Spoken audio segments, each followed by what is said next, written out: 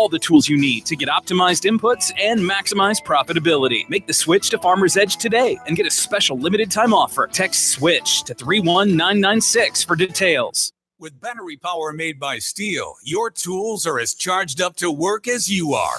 And during Steel Dealer Days, get $30 off the FSA 56 battery trimmer with the purchase of the BGA 56 battery blower set. Save on battery power made by Steel now during Dealer Days. Visit SteelDealers.com. Offer valid through 6/30/2019 at participating dealers while supplies last. Not available in all markets. See dealer for details. Sure, April showers might bring you May flowers, but they also bring you huge savings at Humboldt Motor Sales. Hurry in now and take $6,600 off the 2019 Buick Enclave. It's yours for just $48,335. Drive away the 2019 Envision and save $6,200 and take $5,400 off the 2019 Encore. April showers bring great deals right now at Humboldt Motor Sales. Open Monday through Friday, 8 till 5:30, Saturday, 8 till 3, and anytime by appointment. Online at HumboldtMotors.com. This is Chris Heslop with Star Energy FS. I understand that time is a precious commodity, especially when it comes to your operation. That's why I am dedicated to be the best at providing business solutions for your operation. FS proudly supports the local communities we serve and is committed to helping your operation continue to run smoothly so that you can spend more time with those you care the most about. Star Energy FS is your local, reliable supplier for fuel, lubricant, and propane needs. FS, the people and the products to take you further. Have you ever wondered how the brain works? What makes us tick? Join me, Greg Woods, every Wednesday morning for all the latest news on the brain, on aging, and the science behind it all. It's The Mind Boggles, every Wednesday morning at 8:30 on AM 1400 KVFD. Michael Devine at AM 1400 KVFD. Listen to this. Making radio great again. This is AM 1400 KVFD, the voice for Dodge. I'm Michael Devine. We're going to tell the truth, make it matter, and we're never going to be boring. We're pleased to welcome to the program Iowa Senate President Jack Whitver. How are you, Senator? I'm doing great. Thank you for having me. Oh, it's my great pleasure. Did we pass E-Verify down at the State House this year? We did in the Iowa Senate. We had a bill maybe 2 weeks ago. E-Verify came up for a vote and passed with bipartisan support. So happy to get that through. It has not passed the House, and I believe it died in the second funnel. So that'll be a conversation that will continue over the off session and then hopefully into next session. Well, that's unusual. I mean, if we have Republican control of both the Senate and the House, I'm wondering what the problem is over at the House. I know you're a senator, and you're on the other you're on the other side of the building. But what is going on over there at the House that keeps? Well, as a matter of fact, we're trying to bring some sort of accountability to the judicial branch. I know the Senate has passed very moderate reform over there. To hear the judges and their supporters tell it, it's the end of civilization as we know it. But it's very, very moderate change, and for some reason we can't get it out of the Republican House. Do you have? Yeah. Can you give us any insight? Well, that judicial nominating change is I think it is a moderate change, but it's a really, really important change. And we were excited to get it out of the Senate about a month ago, probably, with all 32 of our Republican members voting for it. And it's really important for a lot of reasons. But right now we have a situation with our commission that essentially the trial bar is choosing half of our commission. And the commission is the ones that choose our judges. So you have the trial bar with an outsized influence on who becomes a judge in the state of Iowa. And that's why I think you see our courts, our Supreme Court ranked as one of the top 2 or 3 most liberal courts in the country. And it's because of how we are selecting judges. And the moderate change that we made is just take the lawyers out of the process so that lawyers don't get to vote on those commission members. And it makes sense. It's fair still. And it's something that I think is really important for the long term of our state. And I'm hopeful it gets done. It's a governor's priority. It's a priority of the Senate. And it's something that we really have to get done if we want to call this a successful session. Well, of course, our newly elected Representative Ann Meyer, a Republican, has told us repeatedly that she will not vote in favor of a change, which I know Ann and her husband Jim, they're wonderful people, but I'm very disappointed. I know a lot of people who supported her are and continue to support her are very disappointed in her position, and I don't get it. I haven't heard an adequate explanation as of yet. And I think you're right that you say the lawyers and the judges are saying how this is a huge problem and it's a huge change. Well, there's different ways to select judges across the country. There's some states that just have elections. where you donate money and people run to be a Supreme Court justice. Wisconsin just had an election.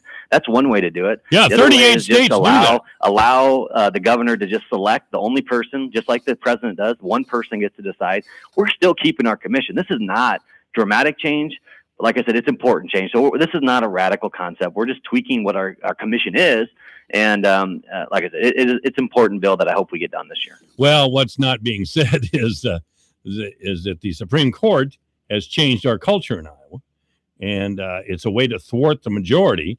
And the Democratic Party and court supporters see their control of the court as vital to get things done that they couldn't get done through the legislative process. You won't hear anybody say that, but that's one of the reasons for all the concern. Senator Jack Whitver of Ankeny is our guest. He's the Iowa Senate Majority Leader. You were on Iowa Press a short time ago, April 5th, I believe, and you had this to say about a personhood bill. Push back strongly on the concept that fetal homicide bill became a personhood bill. That's not what it did. It has absolutely nothing to do with abortion. It deals with when a woman who is pregnant is killed, is assaulted, and it kills the baby. It's language that is in 38 states. The federal government has the same language because of if you remember Scott Peterson, the gentleman from California that killed his pregnant wife, and I believe threw her in the ocean, they wanted to charge him with 2 crimes. And there was nothing on the books to do that at the federal level. And so 2004, the federal government actually put very similar language in. We heard the same type of rhetoric from pro-choice activists back then that this was personhood. It's not. It hasn't made a difference at the federal level in terms of that issue. But that's what people want to portray this as. This has to do when a pregnant woman is killed or assaulted and the baby is killed. It has nothing to do with abortion. Well, there we go. That's your explanation of the so-called personhood bill. And as you just said, and I hope you heard all that, it has nothing to do with abortion necessarily. It has to do with a pregnant woman. If she is killed and God forbid the fetus is killed, well, that person can then be prosecuted. The criminal could then be prosecuted for killing 2 people rather than 1. But again, I don't know how the Democratic Party manages to keep their people so panicky, but they do it somehow. I mean, there's people running around with their hair on fire, screaming at the top of their lungs over every single little thing that Republicans try to do in the State House. This seems to be something that all of us could get behind. Well, we should. And 38, like I said, 38 states have stronger protections for fetal homicide that have a fetal homicide law on the books. We're one of 12 states that does not have a fetal homicide law. And like I said, in 2004, after the Scott Peterson murder out in California, the federal government made this change. And the same radicals back then said that this is personhood. You're opening it up towards abortion. It hasn't changed anything in regards to that. Not that we shouldn't be continuing to fight for life, and our caucus is continuing to willing to do that. This is just different, and I think I don't know if it's fake outrage by the left or if it's outrage that they're just wrong. But it has nothing. That bill particularly has nothing to do with abortion. It just has to do with protecting a human life when someone is assaulted and kills a baby that is in womb or murders somebody. And I like to you go back to before I was born, but the Charlie Manson days, where his cult went in and murdered Sharon Tate, cut the baby out of her womb. That's 2 murders in my eyes, and that's all we're trying to do. It has nothing to do with abortion. God, that was grotesque. I unfortunately was on Earth at the time and remember that whole gruesome situation. That was just awful. And it's a lot of it is just constant outrage, and it's about power, really. If they can keep people so emotional and feed them a skewed message, of course, they're more likely to go to the polls and vote over something they know nothing about, really. I think that's something as conservatives and as Republicans, we need to continue to push back, and we can't govern based on what people say a bill or a law is going to do. We can't make choices based on what they're saying it's going to do. We need to make decisions based on what it actually does. And we need to go out and defend it when we believe in doing something. And this is a perfect example of we can defend what the bill does, and people are making decisions based on what the perception is, and we cannot go down that route, or else we will never get anything done. people will continue to say false accusations about bills, and we won't get anything done. So we have to put out superior ideas and defend them, perfect them, and make them law. And that's what we're trying to do in the Iowa Senate. We have a stand your ground bill of sorts, but I do see in the Des Moines Register today that a young man in Oskaloosa, 23 years old, he looks like like he's about he's not 6 feet tall. He appears to be 5'8" or 5'9". A basketball player at William Penn started hitting him and took him to the ground, and this young man stabbed the basketball player. Marquise Todd is the young man's name who was killed, and that's a tragedy. Mr. Van Hermit, Luke Van Hermit, is the one who wielded the knife, pleaded stand your ground. But the judge, Lucy Gammon, denied that motion and tried him as a murderer. And as a matter of fact, he's been found guilty now of second-degree murder.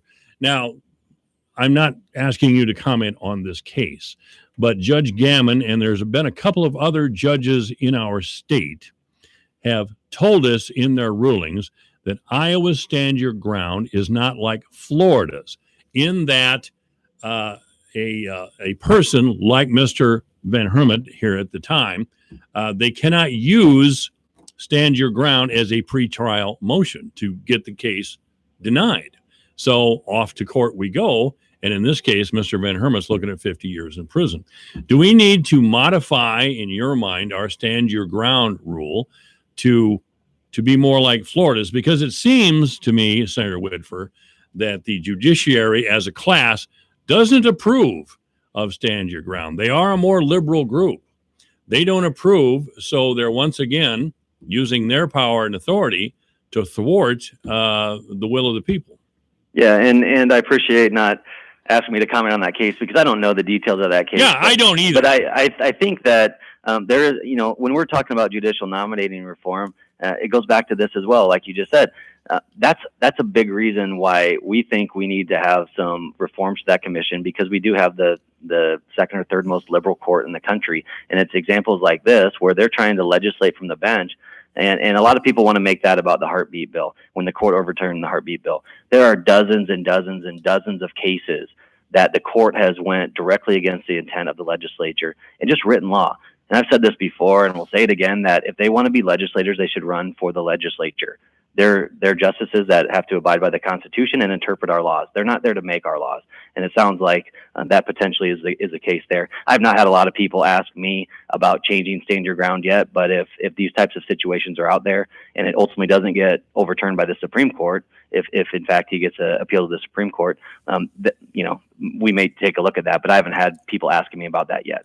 This is AM 1400 KVFD, the voice for Dodge. Our guest is Senate Majority Leader Jack Whitfer, who's from Ankeny. Legalized sports gambling, where are we at with that? I think it's something that we will get done this year. And, that's really a question of, we know it's happening all over the place. And it's a question of whether we want to start to regulate it and bring it within the casinos and out of the darkness, or do we want to keep it underground and through bookies and illegal measures? And I think that we do have support to move that forward and legalize that and keep it tightly regulated by the casinos. We'll determine that over the next 10 days, but it is something that we're going to continue to work on. This is AM 1400 KVFD, the voice of Fort Dodge. Another thing that drives liberals in our state completely insane is work requirements. Now, again, this is something that was covered by the crew at Iowa Press when you were a guest on April 5th. Yeah. And this is what you had to say at the time on Iowa Press. The other part is we need to get people that are currently not in our workforce and get them into the workforce. But as an attorney, a federal judge has ruled that the state of Kentucky can't do this. Yeah, with the work requirements, I think the work requirements are important because let me talk about what we're addressing. When Obamacare expanded Medicaid, that added about 160 to 170,000 people in the state of Iowa that are getting free health care in the state of Iowa based on their income level. It's not based on a disability like it was in the past. It's based solely on income level. And what we're saying is if you're an able-bodied adult, you don't have substance abuse problems, you don't have a child at home, you're not in school, and you're getting free health care and benefits in the state of Iowa, we need you to work. We need you in the workforce. We need you. The businesses need you. Our economy needs you. The other taxpayers need you. And so we need to encourage those people to work. And you're right. The federal court in the eastern side of the U.S. did strike down the Kentucky law. But this is a conversation that the administration in D.C. is asking us to have. They're asking states to do this. And I think it's a discussion that we need to have as a country, whether we want people that are on our welfare system to get into the workforce. Well, that's again somehow controversial. And you again said during this Iowa press piece that some judge, or excuse me, you didn't say it, but one of the reporters said that a federal judge in Kentucky has struck down work requirements for public assistance. Yeah. Why don't the judges come forward and start paying these bills themselves? I'm all for this. Yeah, this is an issue that's really important to me in our caucus, and unfortunately, it did not pass the funnels in the House this year. I'm hopeful we can continue to work on this and get it done next year, because we set out on a pro-jobs, pro-growth agenda 3 years ago when we took the trifecta here in Iowa, and it's worked. We have the lowest unemployment rate in the country. We're number one state in the country for jobs, and that's great. But the problem is we don't have enough workers in our workforce to grow our economy. And so there's really two options. We can have people move into the state, and we would love that. We want as many people to move into Iowa as possible. But history has shown that hasn't been the case. We've stayed pretty stagnant on population for a long time. So the next answer is to get people that aren't working and get them in the workforce. And we have a lot of exceptions in that bill. If you're on Medicaid, if you're disabled, that's the old Medicaid. It doesn't apply to you. If you're in substance abuse treatment, it doesn't apply to you. If you have a child at home, it doesn't apply to you. What we're really talking about is 28, 29, 30, 35-year-old people that don't have kids, that don't have disabilities. They're not working, but they're getting free healthcare and free benefits in the state of Iowa, and we need them to work. There's no reason they can't be working, and our economy needs them to work. I always wondered how people like that could have any respect for themselves, frankly. I mean, I here in Fort Dodge, now we've had an economic turnaround of sorts in the last few years. Mm-hmm. Every single day there's jobs in our newspaper for $20 an hour. That's $40,000 a year. Yep. Now, that doesn't make you a wealthy person, but $40,000 a year with benefits, you can get a, by God, good start in life. Yeah, and we need to look at all of our welfare programs, not just Medicaid, because we do have welfare programs that are set up to where once you become too successful, you immediately lose all of your benefits. And child care is a good example of that. So you get a child care subsidy up until you make over $13.10 an hour, then you lose all of it.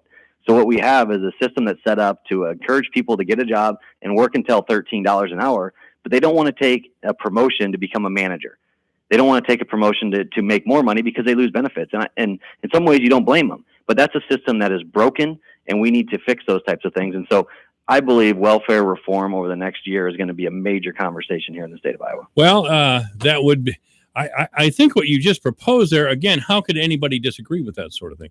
How could we allow able-bodied people who genuinely don't want to work to take advantage of every benefit that we have in the state? I mean, if someone has a problem, I think people in Iowa are the first to step forward, and we will give that person whatever assistance they need. If they have been long-term unemployed, they have drug and alcohol problems, and are trying to overcome these problems, we'll help them. Well, I mean, we will help them, but at some point, we have to say no to a permanent welfare class. And here I am pontificating, and the senator's listening to me. I'm sorry, Senator Whitfer. No, but that's a discussion that we need to have as a society. I think pretty much everyone agrees there should be a safety net out there.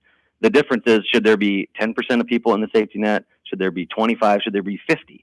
And we're approaching closer to 50% in a lot of these programs. Medicaid in Iowa, we have over 25% of people that are getting free health care in Iowa.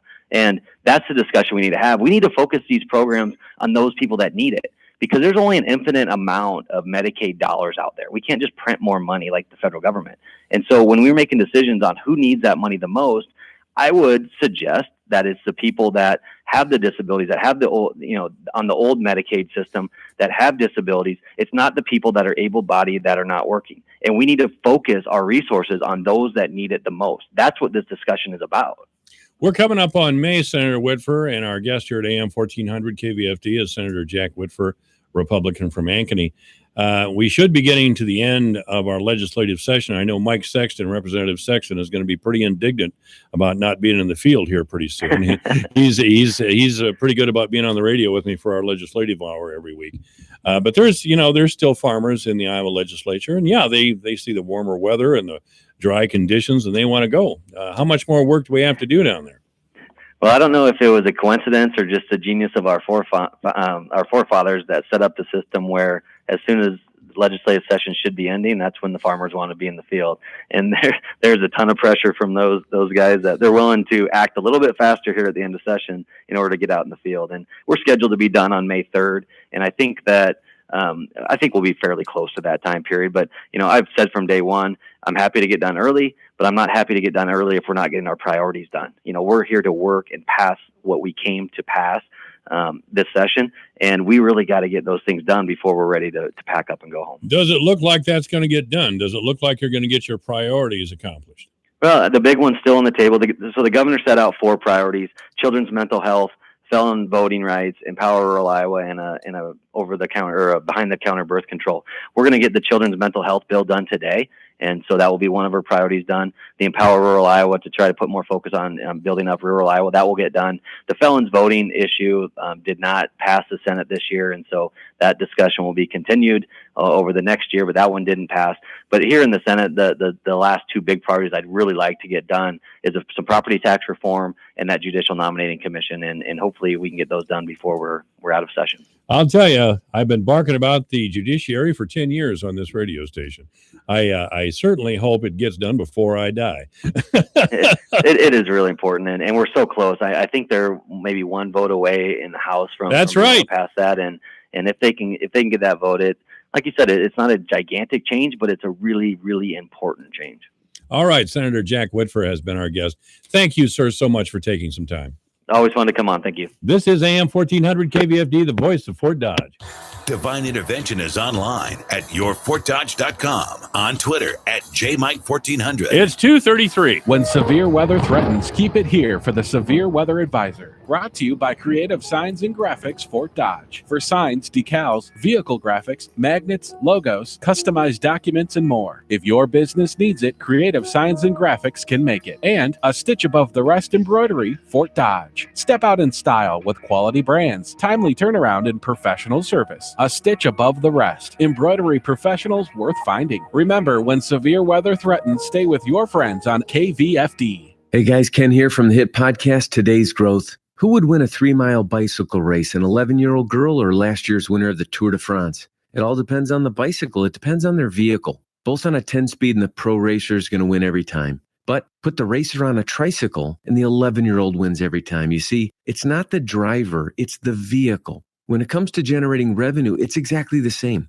If you have a job or a small business, you are riding a tricycle. You can only go so fast. If you need to make up lost ground, it's not going to happen on a tricycle. No matter how fast you pedal, it's simply not going to win the race. Why do many people with no schooling and no advanced degree often become very wealthy? Simple. They choose to only ride 10 speeds. When it comes to helping people create their next revenue model, both Forbes and Inc. recommend Income Store as a can't miss when it comes to putting people on a 10-speed. Could your household or business use an additional revenue model that doesn't solely depend on you? If so, you need to check out IncomeStore.com. That's IncomeStore.com.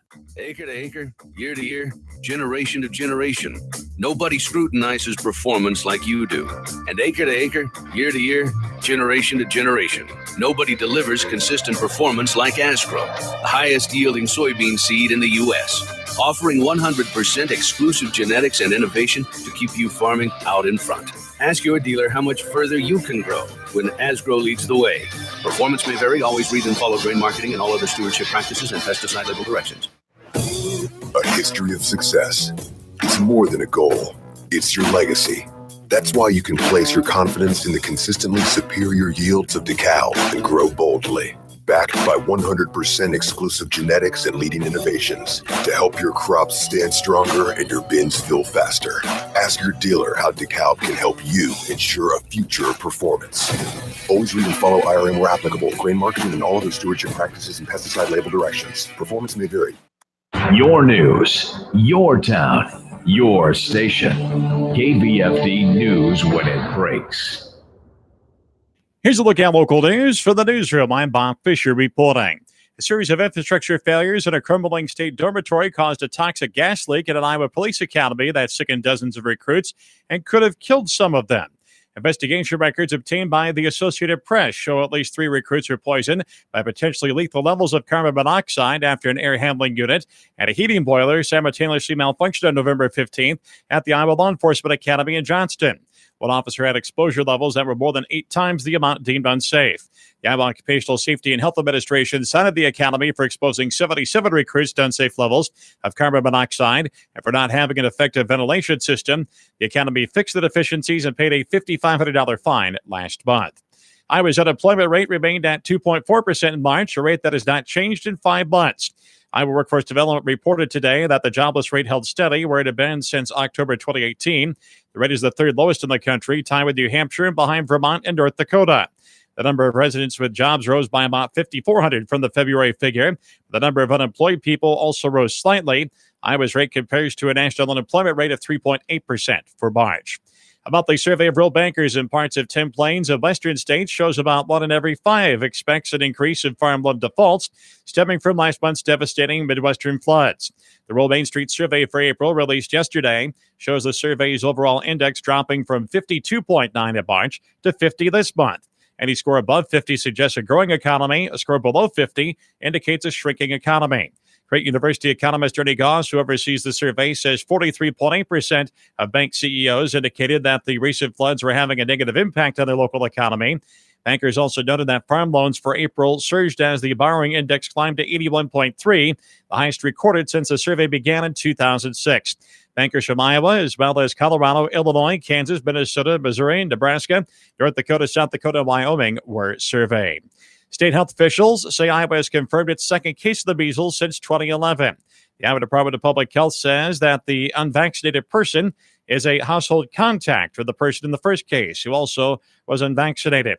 The department says the first person contracted measles while on a trip to Israel, where outbreaks of the measles has been reported. The department also says there's no threat to the public because the second person has been isolated at home during the measles incubation period. U.S. officials say 90 measles cases were reported across the U.S. last week, and 555 cases have been reported in 20 states this year. Republicans in the House and the Senate have drafted bills they say will slow down the growth of property taxes in Iowa. 6 years ago, Iowa lawmakers cut commercial and industrial property taxes by 10%. This year, GOP senators have proposed limiting tax increases on all classes of property to no more than 3%. Nicole Crane is a lobbyist for the Iowa Association of Business and Industry. Commercial industrial property taxpayers continue to see a lot of increases. We're concerned about those increases. We really think that putting a cap on the local governments is a way to help control some of those increases that we've seen. And according to Matt Steinfeld of the Iowa Farm Bureau, property tax payments in Iowa have doubled since the year 2000. Total amount of property taxes collected this year will be over $5.75 billion. The growth of property taxes is outpacing the economy. It's outpacing Iowans' ability to pay. Brett Parker is the mayor of the city of Nevada and is also chairman of the Story County Republicans. He told Republican legislators their proposal may have unintended consequences. And ultimately, cities aren't created equally. We all have different challenges. We all have unique situations. And I think local officials are most in tune with the needs of our communities. We hear them. Republicans in the Iowa House have property tax plans that address any increase above 2%. Citizens would be able to petition for a referendum if a city council or county board of supervisors proposes increasing property taxes by more than 2%. Another adult beverage may be available for this summer's backyard barbecue, a canned cocktail. Iowa legislators have voted to raise the allowed alcohol content up to 15% for mixed drinks sold in a metal can. Representative Mike Sexton of Rockwell City says the bill allows canned cocktails to be sold and served in places where beer is now sold. We are allowing another product into the state of Iowa. It's going to help businesses. It's going to help the beer wholesalers as they see their market shift and as we get ready for this next generation of canned alcohol. And Sexton says market research in Europe and Australia shows more and more consumers are choosing canned cocktails there that have an even higher alcohol content than this bill would allow. I wonder if I could get a Crown and Coke. Well, we certainly can't under this bill that we're doing today, but in the next generation of canned cocktails, very likely we will. And those canned cocktails will definitely have to fall under the classification of spirits. That will require another rewrite of Iowa laws on alcohol beverages. The House approved the new rules on Thursday that will let beer wholesalers sell canned cocktails with up to 15% alcohol content. The Iowa Senate endorsed the move in mid-March, so now the bill goes to the governor for her consideration. That's a look at local news. From the newsroom, I'm Bob Fisher reporting. This is AM 1400 KVFD, the voice of Fort Dodge 241. First of all, in the weather, sunny with a high of 63. Overnight, clear with a low of 40. Tomorrow, sunny, high 77. Did you hear me? 77, maybe 80 degrees for a high tomorrow. On Sunday, sunny with a high of 80 degrees. On Monday, a little rain, otherwise cloudy with a high of 61. Tuesday, sunny with a high of 61. Wednesday, mostly sunny with a high of 66. On Thursday, it'll be sunny with a high of 71, and happy days are here again. Yes, they are. It's 60 degrees after that damn long winter and brutally cold temperatures. I'm ready for a little bit of this. As a matter of fact, I'm going to say it. We deserve this. We deserve some decent weather, and we're finally getting it. Obituaries this hour brought to us by Gunderson Funeral Home and Cremation Services at 1615 North 15th Street, Fort Dodge. You may contact Gunderson Funeral Home and Cremation Services by calling 515-576-7128 or online at www.gundersonfuneralhome.com. Ellen Snyder has passed away. Ellen Colleen Snyder has passed away at the age of 78. She died Wednesday at the Simpson Health Center at the Friendship Haven. There will be a service honoring the life of Ellen Snyder, and that'll be at 11 o'clock in the morning tomorrow in the Tompkins Celebration Center with Gunderson Funeral Home handling the arrangements. Obituaries this hour brought to you by Gunderson Funeral Home and Cremation Services at 1615 North 15th Street, Fort Dodge. You may contact Gunderson Funeral Home and Cremation Services by calling 515-576-7128 or online at www.gundersonfuneralhome.com. 243 Irish Shivers is in the studio. We'll talk about stuff in just a minute at AM 1400 KVFD. Imagining a better bank starts with looking at the savings rates most banks offer and saying, really? Capital One is building something better. You can open a Capital One savings account with one of the nation's best savings rates from anywhere. Like here, or here, or here. One of the nation's best savings rates. Opened online, at a Capital One location, or from anywhere. That's banking reimagined. What's in your wallet? For consumers only. Offered by Capital One N.A. member FDIC. Copyright 2018 Capital One. Michael Devine, the Doctor of Truth. Does anyone have anything they'd like to confess? At AM 1400 KVFD. Crazy never takes a day off here, does it? Divine Intervention is online at yourfortdodge.com, on Twitter at JMike1400. No, crazy never takes a day off here, and it never will. This is AM 1400 KVFD, the voice for Dodge. Beautiful day. Joining me now is Ira Shivers. Local. Hello. How you doing, Ira? I'm good. And you, Mike? I'm all right. I'm always all right. I heard that. You know, the best way to be. I'm just here to tell the truth. I'm here to tell the truth. So I'm going to call some BS on my favorite punching bags, white liberals, because white liberals are affluent. I don't think they know people of color at all. Black people, Hispanic people. I don't think they really know them at all. But they feel so sorry. Jesse Jackson used to make fun of, oh, you poor black people, you poor black.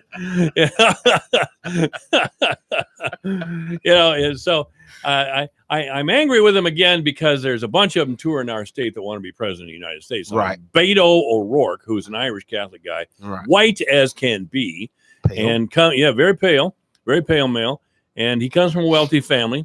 And he was telling us here a couple of weeks ago, he was in town, carrying the Beto message. And this could be any of them. But what set me off is that we had an E-Verify bill that would mean that employers would have to make sure that their prospective employees were legal citizens, or here legally anyway. Right. Not if they weren't citizens, that they had a green card or something allowed legal them to be status. Legal status of some kind. Well, some of the local Democrats just went crazy, and they were, I don't know, led by Claire Celsey down in Des Moines. She's from a Des Moines suburb, and Senator Rob Hogue from the Senate. He's from over in the Cedar Rapids area. And somebody by the name of Joe Gorton, who's an assistant professor of criminology at the University of Northern Iowa, decided that asking for E-Verify was racist. Now, before we get to that, keep that in your mind. Okay. Keep that in your mind. This one of the people who I'm talking about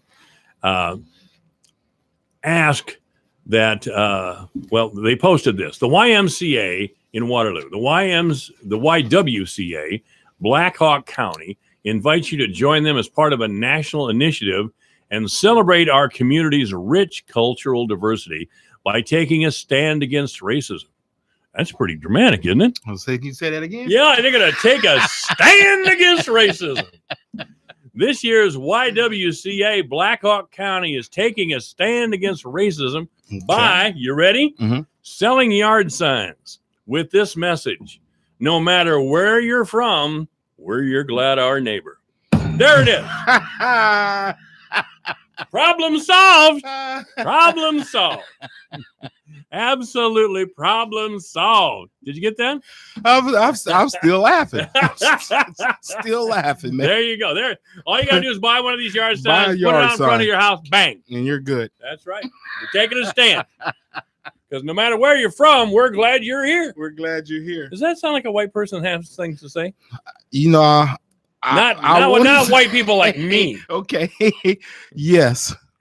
Yes, it Very does, much doesn't it? so. Very much so. I love it. You know, I really have a love-hate relationship with rich white liberals. I'll tell you, the educated white liberals. I mean, they always got stuff figured out. Then they always want to talk about integrated. No, they don't even talk about integrated neighborhoods. Right. They say things like rich cultural diversity. Rich in our cultural community. diversity. Rich cultural. You got to play the word game. That's right. And then they go back to their neighborhoods, which are all white, by the way. It's all white, except for the yard people. Except, yeah.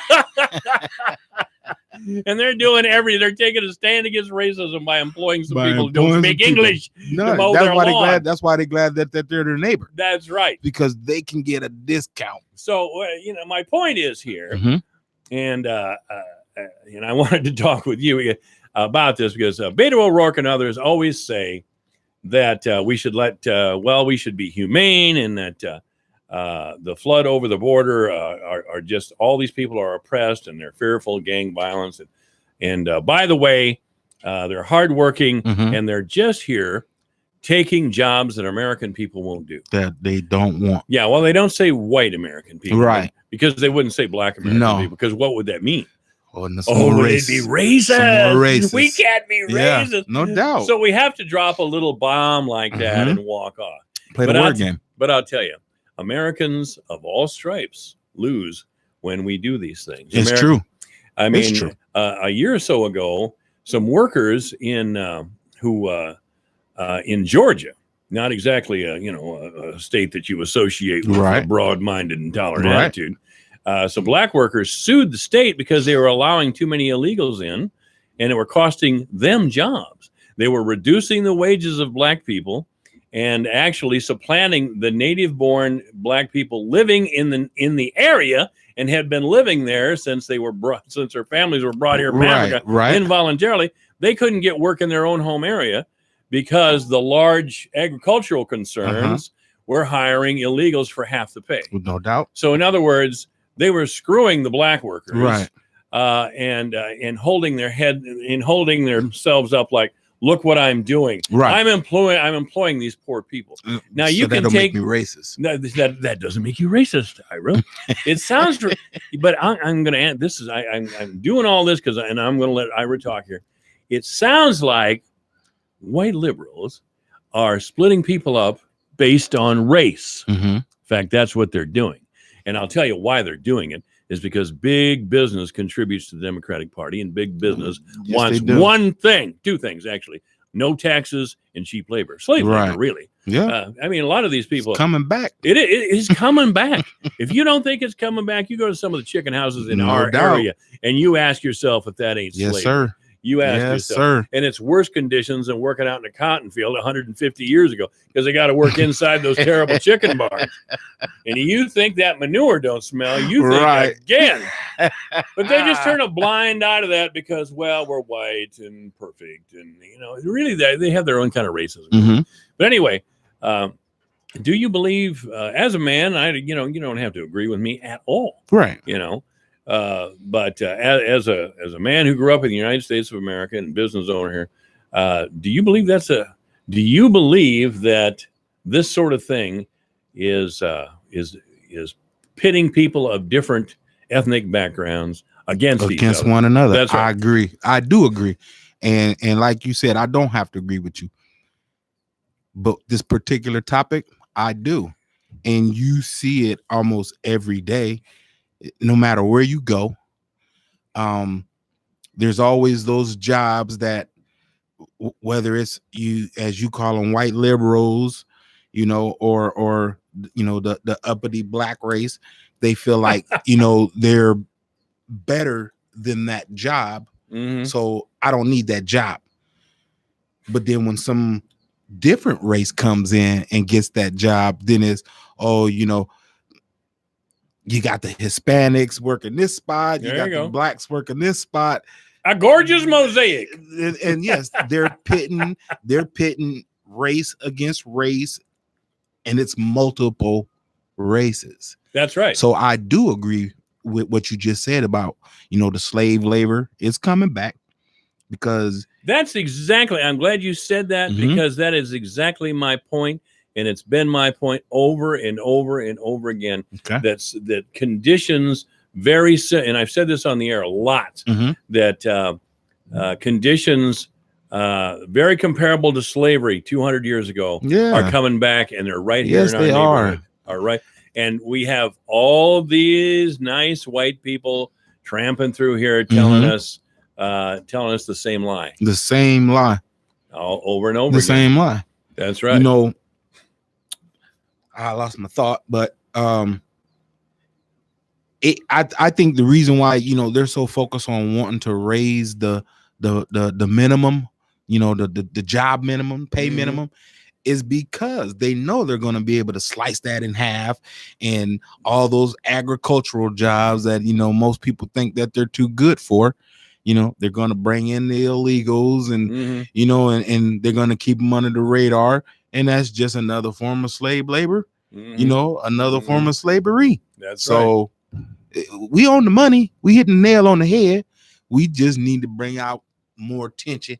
And I hope people are really listening and paying attention to this. I hope they are too. This is like really serious. But listening to you today, Ira, I'd have to say you're a white liberal. You think? I do tan a little bit, you know. So no, I'd have to say Irish Shivers, ladies and gentlemen, white liberal. Right liberal, baby. Vote for me. Vote for me. I'll set you free. But baby. we have discovered the cure for the disease of racism. Buy a sign. Buy a sign. We go out and put a yard sign that says, "We don't care where you're from. Right. We're just glad you're here." And that you're our neighbor. That's a stand against racism, ladies and gentlemen. The problem has been solved. It is done. That question has been trying to get answered for ages. And these people just answered the question. There it is. We should take this over to the Israelis and Palestinians. Just put these yard signs out. And solve your problem. That's right. This one here in Waterloo, it's got it on two different, it's a Spanish translation, and then another translation that is not Spanish, but it's some kind of Spanish dialect. Like apparently there's a couple of different ways to say this in Spanish, and they got that on this sign as well. Okay. So, and then you have down in the little right-hand corner a little red box, and it says "Stand Against Racism." Stand against racism. All you got to do is buy a sign from me. Stamp this first. You know, this could be a deal, Ira. We could get a side business going over at your place. Hey, you have these. Buy a burger and then go outside in the parking lot and buy a sign. I'll have them in the trunk of my car. We got it for you. No matter where you're from, we're just glad you're here. Stand against racism. That'll be $10 for one of these little signs. So again. they charging $10 for the sign. I don't know. Let's see how much I don't know if they said they were, but he says you got to buy it. Buy it from the desk of the YWCA Blackhawk County. So they don't even want to tell you how much it is till you get in there. Till you get there. Yeah, till you get there. Then they're, well, how much is it? Well, $50. Then they're going to look at you like if you're, you know, you're if you don't buy it, you're racist. That old catch-22. The old catch-22. Ladies and gentlemen, Ira Shivers and I have discovered the problem, and we have solved it. We solved it. We have, and there's no more reasons for liberals to cry all over the place. but just before they get in their brand new car and run Yes, over sir. a couple of people in the country illegally. On the way to Black Hawk County. And on the way to get a sign. Oh, man. Oh, man. So you had said something about E-Verify. E-Verify. Yes, I wanted to talk about E-Verify. That's where it took me, because this same guy, and again, he is a associate professor of criminology at the University of Northern Iowa. Gorton is his name. Okay. And he was talking about all the fine white liberals down in Des Moines who are fighting against E-Verify. I think E-Verify, again, is just tells a potential employer whether the person is in the country legally or not. Okay.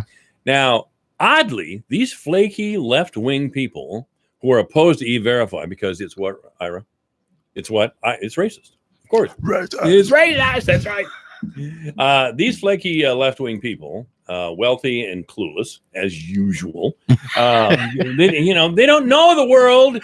They don't know the world Not the real world. No, not the real world. They don't know anything about being poor. No. I mean, they just don't.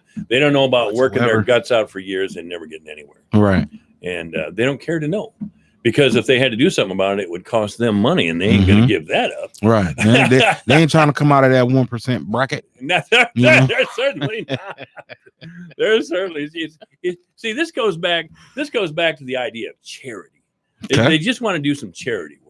They don't want to actually change it. Right. That's very middle class white people. I've known enough of them in my life to understand. Okay.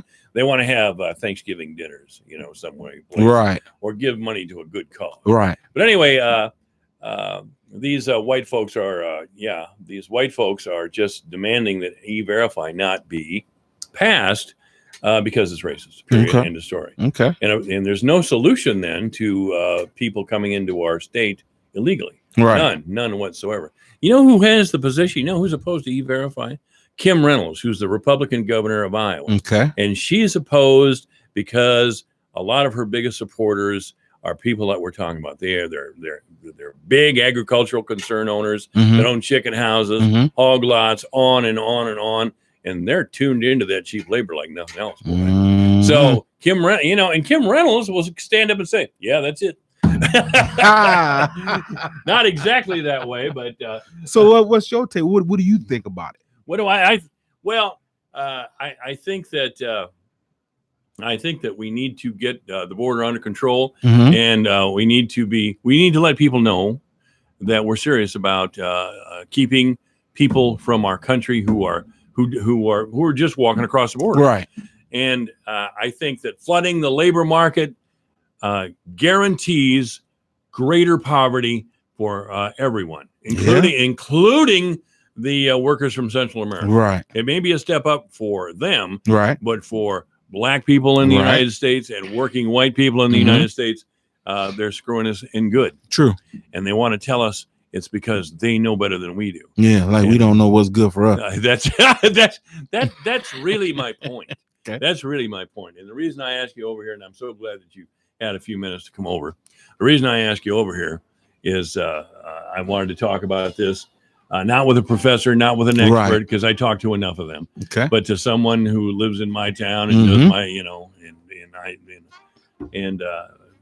has the same challenges that I do in a lot of Right. ways. So Ira Shivers has been here from TC Mays. Hey. You have a happy Easter, sir. Yeah, you do the same. 3:00 in the afternoon, KVFT, Fort Dodge, Iowa.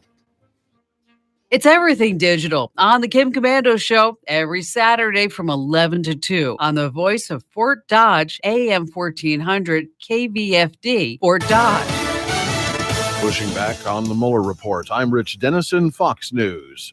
The president's team is swinging back on the special counsel's report on Russian election meddling, which shows the president tried to stop the investigation. A day after special counsel Robert Mueller's 440-page report was handed over to Congress and made public, Rudy Giuliani, the president's personal lawyer, criticizing Mueller's conclusions that point to possible obstruction of justice on the part of the president. I mean, that was not a fairly written report. It was a one-sided, highly biased report. The president tweeting, "Statements are made about me by certain people in the crazy Mueller report, in itself written by 18 angry Democrat Trump haters, which are fabricated and totally untrue. Fox's John Decker at the White House. It looks like another Democrat will be joining the already crowded field of presidential hopefuls. Former Vice President Joe Biden is expected to formally announce his bid for the White House next Wednesday. The 76-year-old will enter the race as the Democratic frontrunner, according to several recent polls. Two parents convicted of abusing and neglecting 12 of their 13 children learning their fate in a California courtroom today. David and Louise Turpin sobbed in court in Riverside, California, before a life sentence was handed down to each of them for abusing many of their 13 children, starving them and shackling some of them to their beds in their Paris, California home. I cannot describe in words what we went through. My parents took my whole life from me. Impact statements, the first time we're hearing publicly from some of the Turpin's children. The torture only uncovered last year when one of the couple's daughters jumped out of a window and called 911. Fox's Jeff Manasso. No trading in U.S. markets today. Wall Street is closed for Good Friday. This is Fox News.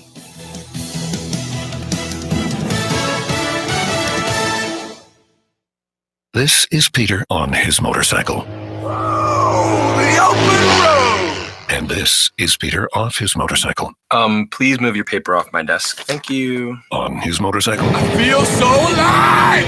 Off his motorcycle. I feel like we covered that already, so... On. Wow! Look at the ocean! Off. Look at this article I found about urban planning. You're better on your bike. Progressive helps keep you on it. Get a quote in as little as 3 minutes at Progressive.com. Progressive Casualty Insurance Company and Affiliates. Hey guys, good news. The expensive little blue pill is now generic, which means you can get the prescription medication to treat ED at affordable prices. And now get your first month's supply for just $5 at 4hims.com/happy. Hims connects you with real doctors online who can prescribe the medication, and a pharmacy sends it right to your door. So easy. To get your first order for just $5, you need to go to 4hims.com/happy. That's 4hims.com/happy. Prescription products require an online physician consultation and are only available if the physician determines a prescription is appropriate. See website for full details. A New Mexico vigilante group is facing criticism after posting videos showing its members retaining border-crossing migrants at gunpoint. A group calling themselves the United Constitutional Patriots is posting videos on social media of them stopping, with guns out, migrants purported to have illegally crossed the border near Sunland Park, New Mexico. Okay, guys, our morning's starting here. They're El Salvadorians. They're seen on video turning the captives over to Border Protection agents, but the group is not a government agency. They're acting on their own, and people don't like that. I don't think that's right. If they're going to be apprehended, they should be apprehended by the proper authorities. Even the ACLU is trying to have them stopped. Eben Brown, Fox News. Several Roman Catholic devotees were nailed to wooden crosses in a gory Good Friday ritual in the Philippines today, and others flogged themselves. Thousands, including many tourists, watched the annual spectacle. The Catholic Church frowns upon such acts. One of the few states that still allow drivers to use cell phones is changing its law. The Arizona legislature approving a ban on handheld cell phone use while driving, and the governor is expected to sign it. Arizona was one of only a few states that still do not have such a law. The ones that are left, Missouri and Montana. This is a long time coming for Arizona. State lawmakers debated this matter for a decade. More than 24 Arizona cities already had their own cell phone driving bans on the books, and those will stay in effect until the state law kicks in. That'll be in the year 2021. Ken Duffy, Fox News. Workers installing sewer lines across a southern Indiana farm unearthed the fossilized bones of a mastodon that likely stood about 9 feet tall. The bones include most of a tusk, parts of a skull, and a jawbone with teeth. They were recently dug up on a farm in Seymour, about 60 miles south of Indianapolis. I'm Rich Dennison, and this is Fox News. Your news, your town, your station. KVFD News when it breaks. Here's a look at local news for the newsroom. I'm Bob Fisher reporting. A series of infrastructure failures in a crumbling state dormitory caused a toxic gas leak at an Iowa police academy that sickened dozens of recruits and could have killed some of them. Investigation records obtained by the Associated Press show at least 3 recruits were poisoned by potentially lethal levels of carbon monoxide after an air handling unit and a heating boiler simultaneously malfunctioned on November 15th at the Iowa Law Enforcement Academy in Johnston. One officer had exposure levels that were more than 8 times the amount deemed unsafe. The Iowa Occupational Safety and Health Administration cited the academy for exposing 77 recruits to unsafe levels of carbon monoxide and for not having an effective ventilation system. The academy fixed the deficiencies and paid a $5,500 fine last month. Iowa's unemployment rate remained at 2.4% in March, a rate that has not changed in 5 months. Iowa Workforce Development reported today that the jobless rate held steady where it had been since October 2018. The rate is the third lowest in the country, tied with New Hampshire and behind Vermont and North Dakota. The number of residents with jobs rose by about 5,400 from the February figure. The number of unemployed people also rose slightly. Iowa's rate compares to a national unemployment rate of 3.8% for March. A monthly survey of rural bankers in parts of 10 plains of western states shows about 1 in every 5 expects an increase in farm loan defaults stemming from last month's devastating Midwestern floods.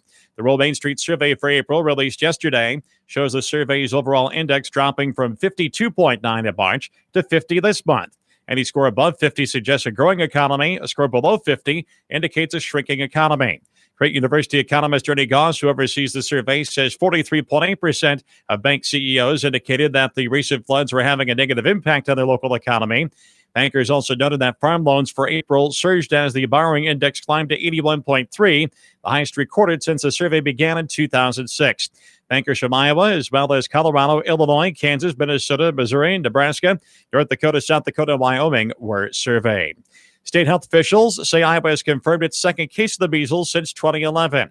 The Iowa Department of Public Health says that the unvaccinated person is a household contact for the person in the first case, who also was unvaccinated.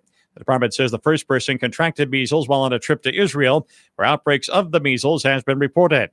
The department also says there's no threat to the public because the second person has been isolated at home during the measles incubation period. U.S. officials say 90 measles cases were reported across the U.S. last week, and 555 cases have been reported in 20 states this year. Republicans in the House and the Senate have drafted bills they say will slow down the growth of property taxes in Iowa.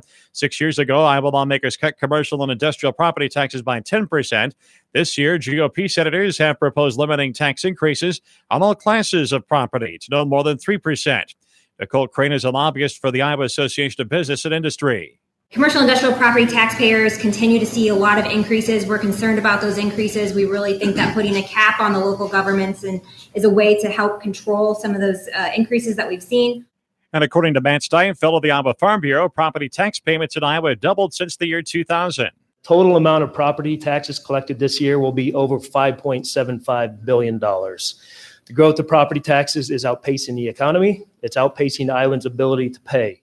Brett Parker is the mayor of the city of Nevada and is also chairman of the Story County Republicans. He told Republican legislators their proposal may have unintended consequences. And ultimately, cities aren't created equally. We all have different challenges. We all have unique situations. And I think local officials are most in tune with the needs of our communities. We hear them.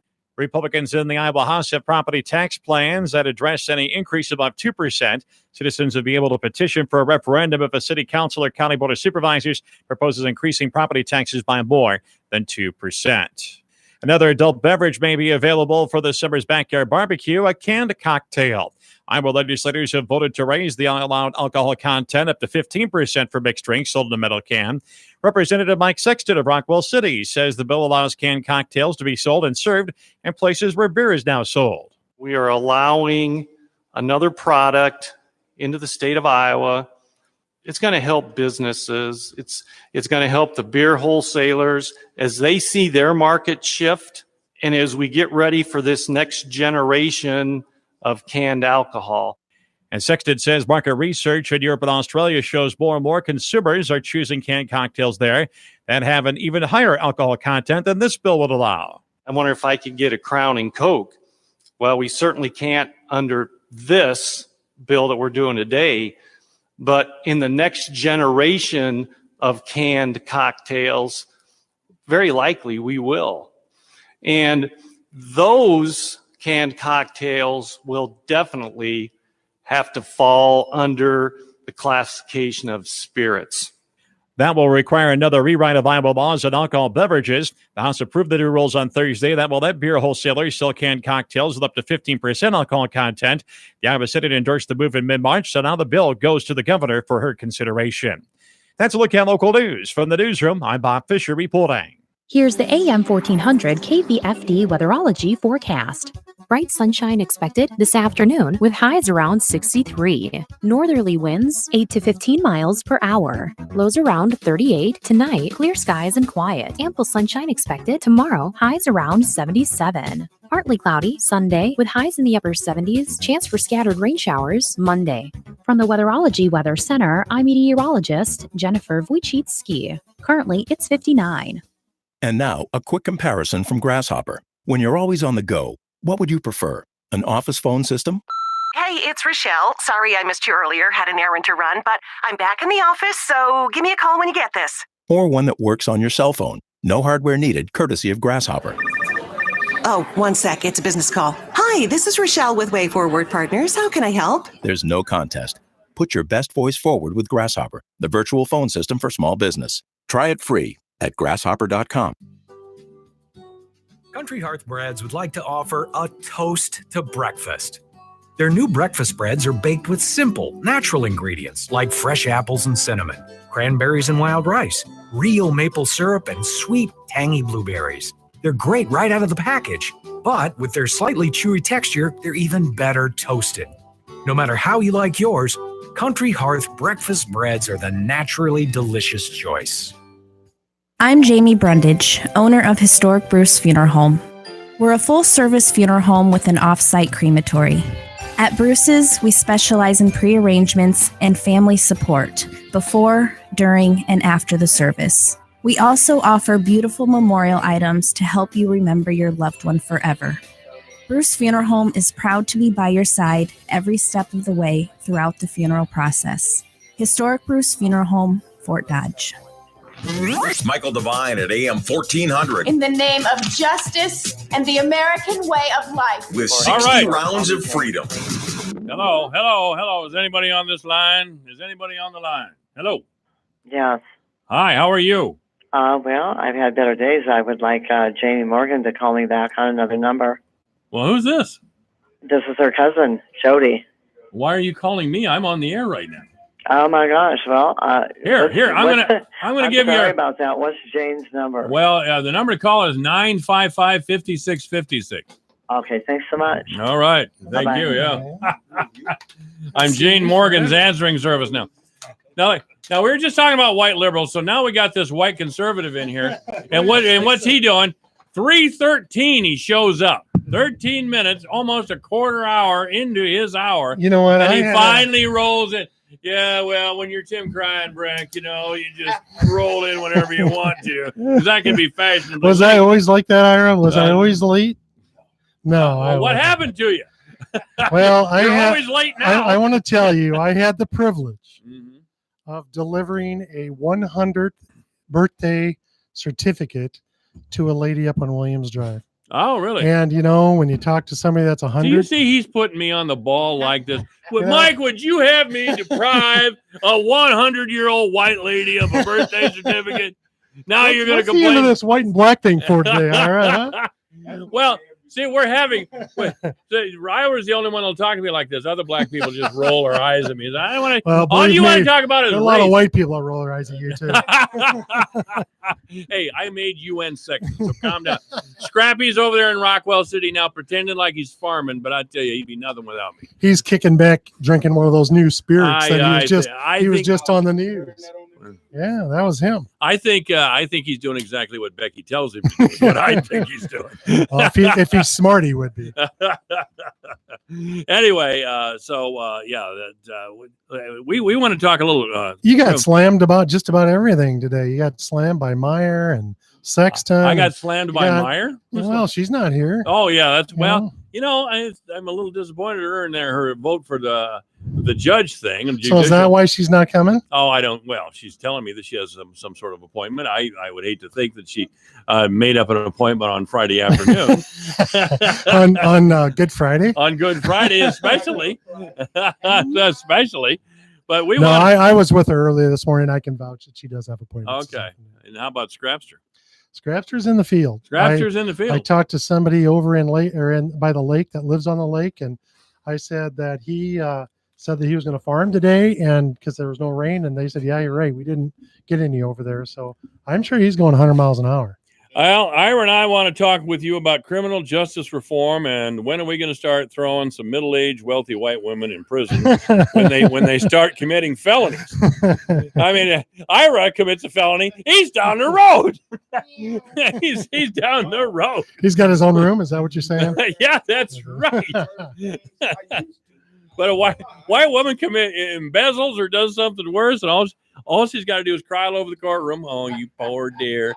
I realized you were having marital problems, so you had to buy a new bracelet and moved in. Where's the disclaimer that we're not included in this conversation? No, come on, man. Come on.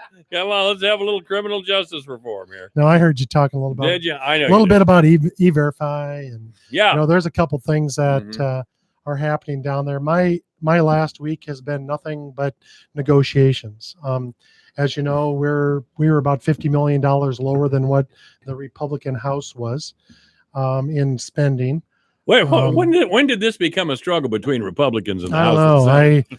I had what is up with that? Cecil Dolacek said to me a couple of years ago when I went in, we were both chairs of Education Appropriation, and our appropriation is about $1 billion.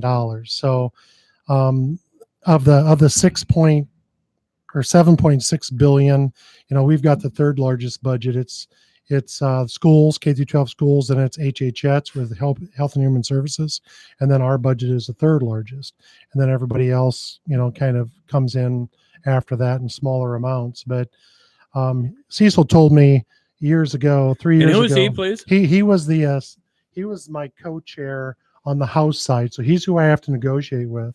Usually before it was a Democrat, Senator St. John and Cecil. Mm-hmm. So they had done it for years because they were in the majority. And then when we finally got in the majority, then on the Senate side, I was negotiating with another Republican, Cecil Dolacek. And when we were leaving, he says, geez, I thought it was hard to negotiate with Democrats. And, because I always came in like 16 to $20 million below. I was just cutting everything, because we don't have the money, and people want the money in their pockets. They don't want it to be in our pockets. This period of time reminds me of back in the late 80s, early 90s, when I was still a Democrat. A lot of us worked real hard to elect Bill Clinton as president. Well, it turned out he was a Republican. He did a lot of things the Republicans always wanted to do. Well, you have to remember, though, Mike, he had a Republican House and Senate he was working with. So, boy, he worked with him quite well. He did. And you know what? He's probably going to go down as one of the best fiscally responsible presidents we've ever had. Bill Clinton? Fiscally responsible, I mean. You got to get your drinking problem under control. I'm waiting for those new cocktails to come out. I do have. Well, they did have a balanced. They had a balanced budget for several years when he was in there, and we never have that anymore. So George W. I mean, federally we don't, but statewise we have to by law. Right. So George W. Became president. He screwed everything up. He ran up debt. Huge. He started two wars and then had a tax cut. Yeah, it's going to happen. And he patted himself on the back for doing it. Yeah, we got it. And then we had Obama. And Obama looked like, I don't know. As a white person, Obama always looked like he was praying to me. You know what I mean? He always looked like he was praying.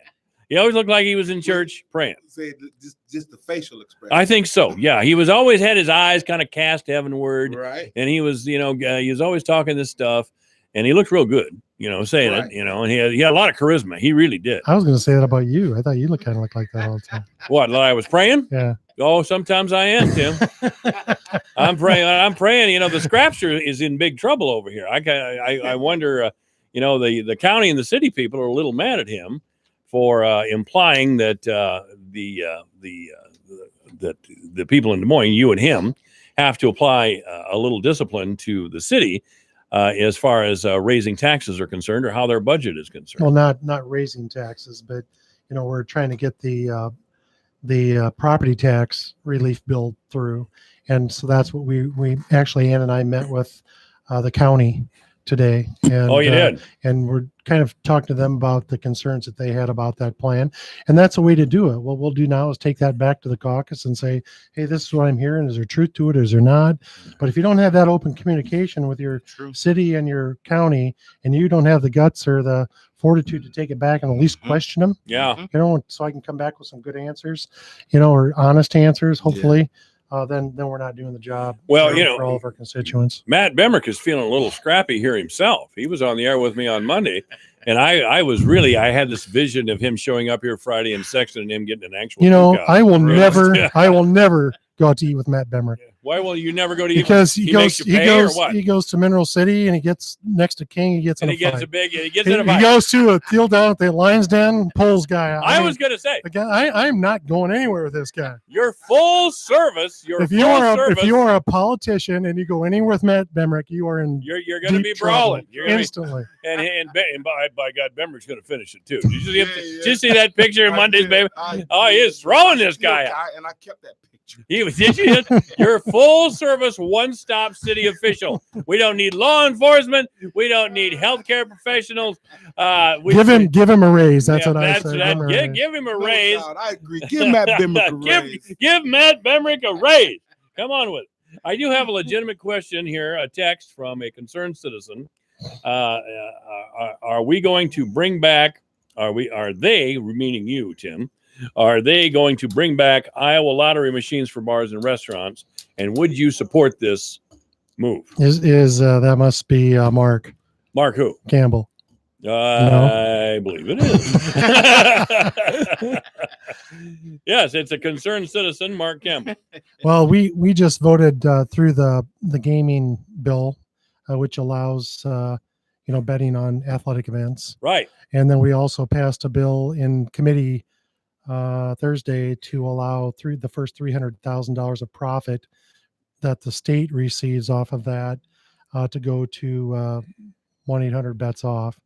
They wanted additional funding if we were going to provide additional gambling. So we did get that done, and that'll get on the floor here pretty quick.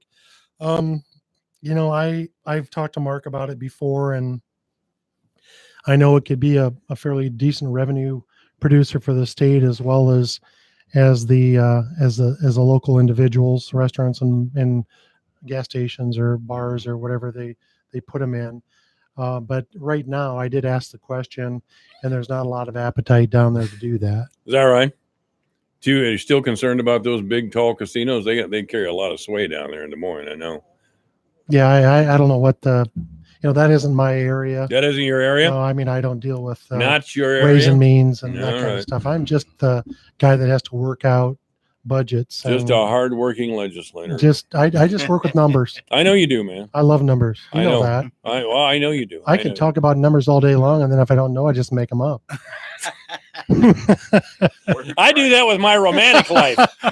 I can talk about women all day long, and if it's not working out, I just start making stuff. And that's why most of his stuff is made up. That's why most of it. Now, see this abusive attitude I have to take with this. Do you see this, Ira?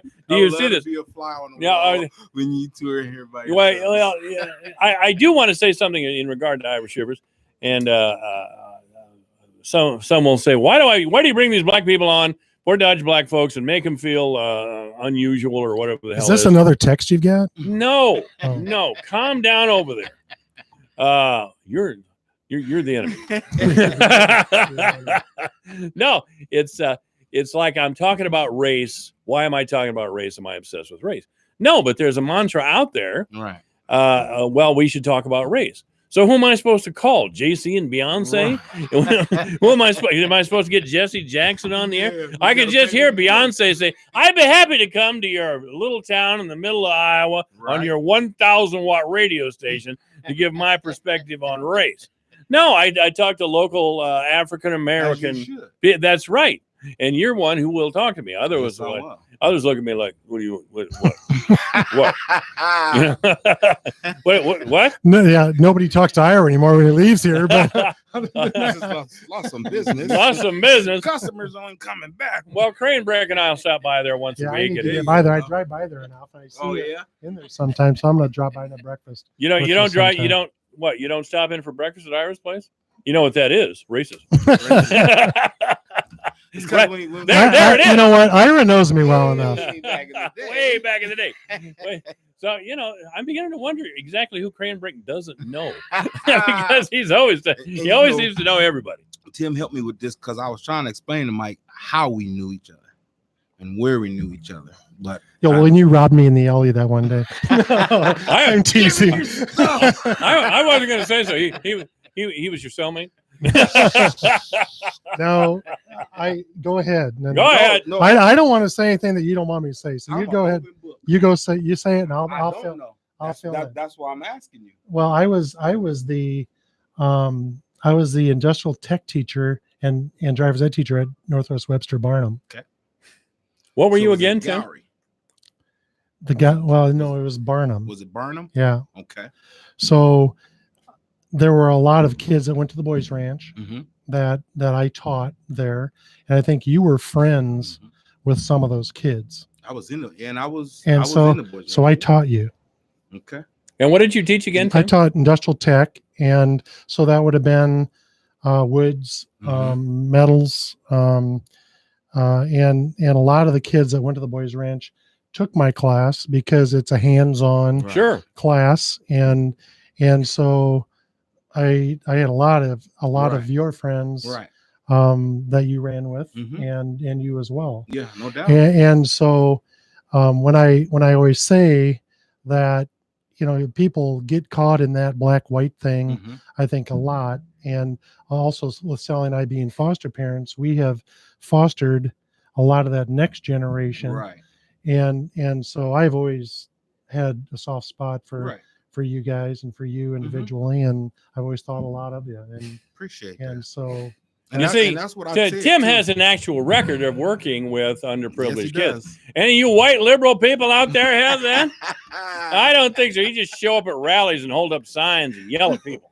the thing is, I've always said, I mean, and we've got multi-race in our family as well, and What, you have Swedes and Norwegians? Pretty radical over there, Cranbrook. other than Dutch, you mean? Yeah, other than Dutch. Okay.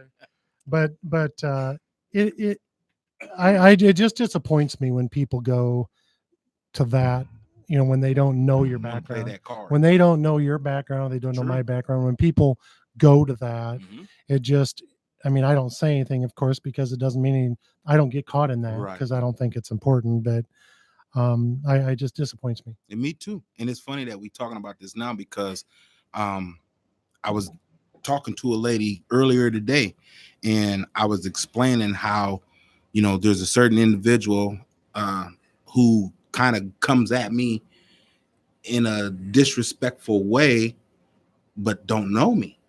Like they don't know nothing about me except for maybe what one of their friends might have told them. And I was never a perfect child. None of us were. You want to talk to my mother? It's a good thing Easter's just a couple days away. I agree. It's crazy. My aunt just invited me to church. Good. All right. So, yeah. And it's just crazy how people talk about you, don't know you. And even if you're doing something good for the community and for yourself and your family, they don't see that. But I think the biggest thing is that you're bigger than that. Very bigger. And you know what? You don't have to justify yourself to anybody. None whatsoever. And you just got to keep doing what you're doing because there are people out there that appreciate it. Yeah. You know, And I will. As long as he got Well, plan for me.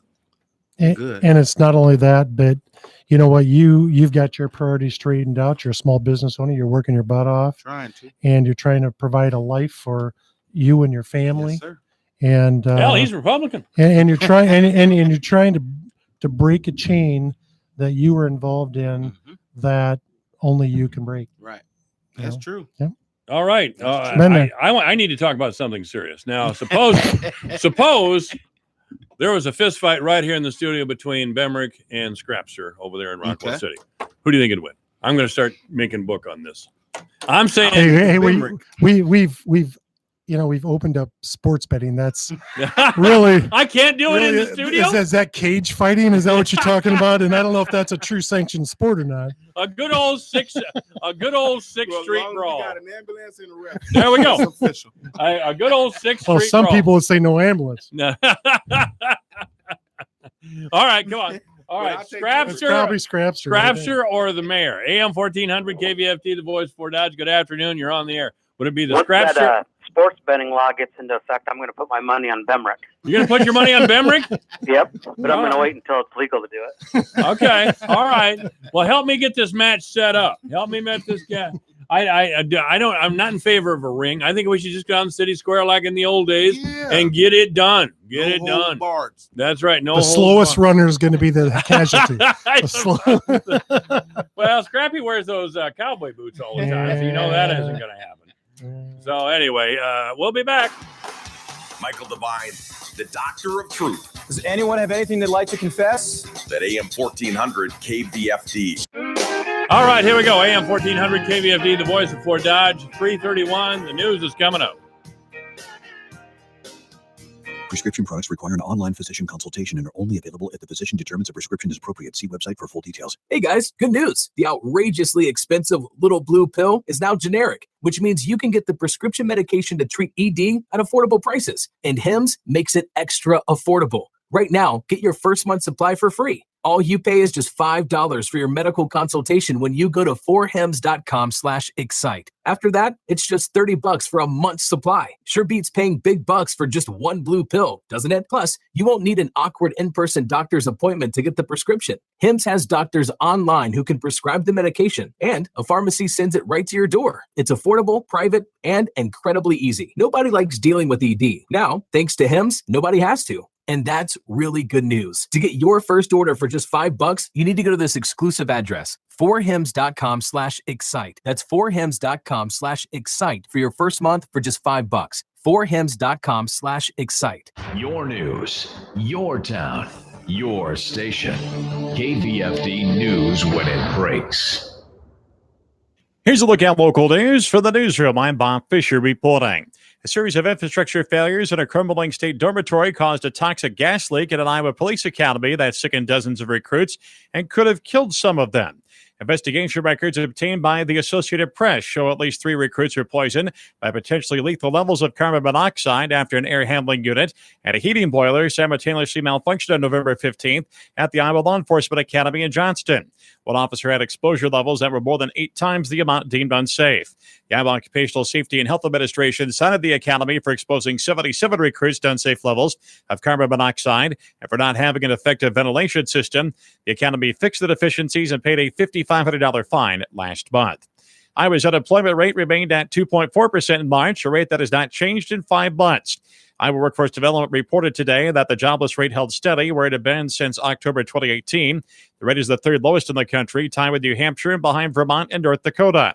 The number of residents with jobs rose by about 5,400 from the February figure. The number of unemployed people also rose slightly. Iowa's rate compares to a national unemployment rate of 3.8% for March. A monthly survey of rural bankers in parts of 10 plains of western states shows about 1 in every 5 expects an increase in farm loan defaults stemming from last month's devastating Midwestern floods. The Rural Main Street survey for April, released yesterday, shows the survey's overall index dropping from 52.9 in March to 50 this month. Any score above 50 suggests a growing economy. A score below 50 indicates a shrinking economy. Creighton University economist Ernie Goss, who oversees the survey, says 43.8% of bank CEOs indicated that the recent floods were having a negative impact on their local economy. Bankers also noted that farm loans for April surged as the borrowing index climbed to 81.3, the highest recorded since the survey began in 2006. Bankers from Iowa, as well as Colorado, Illinois, Kansas, Minnesota, Missouri, Nebraska, North Dakota, South Dakota, and Wyoming were surveyed. State health officials say Iowa has confirmed its second case of the measles since 2011. The Iowa Department of Public Health says that the unvaccinated person is a household contact for the person in the first case, who also was unvaccinated. The department says the first person contracted measles while on a trip to Israel, where outbreaks of the measles has been reported. The department also says there's no threat to the public because the second person has been isolated at home during the measles incubation period. U.S. officials say 90 measles cases were reported across the U.S. last week, and 555 cases have been reported in 20 states this year. Republicans in the House and the Senate have drafted bills they say will slow down the growth of property taxes in Iowa. 6 years ago, Iowa lawmakers cut commercial and industrial property taxes by 10%.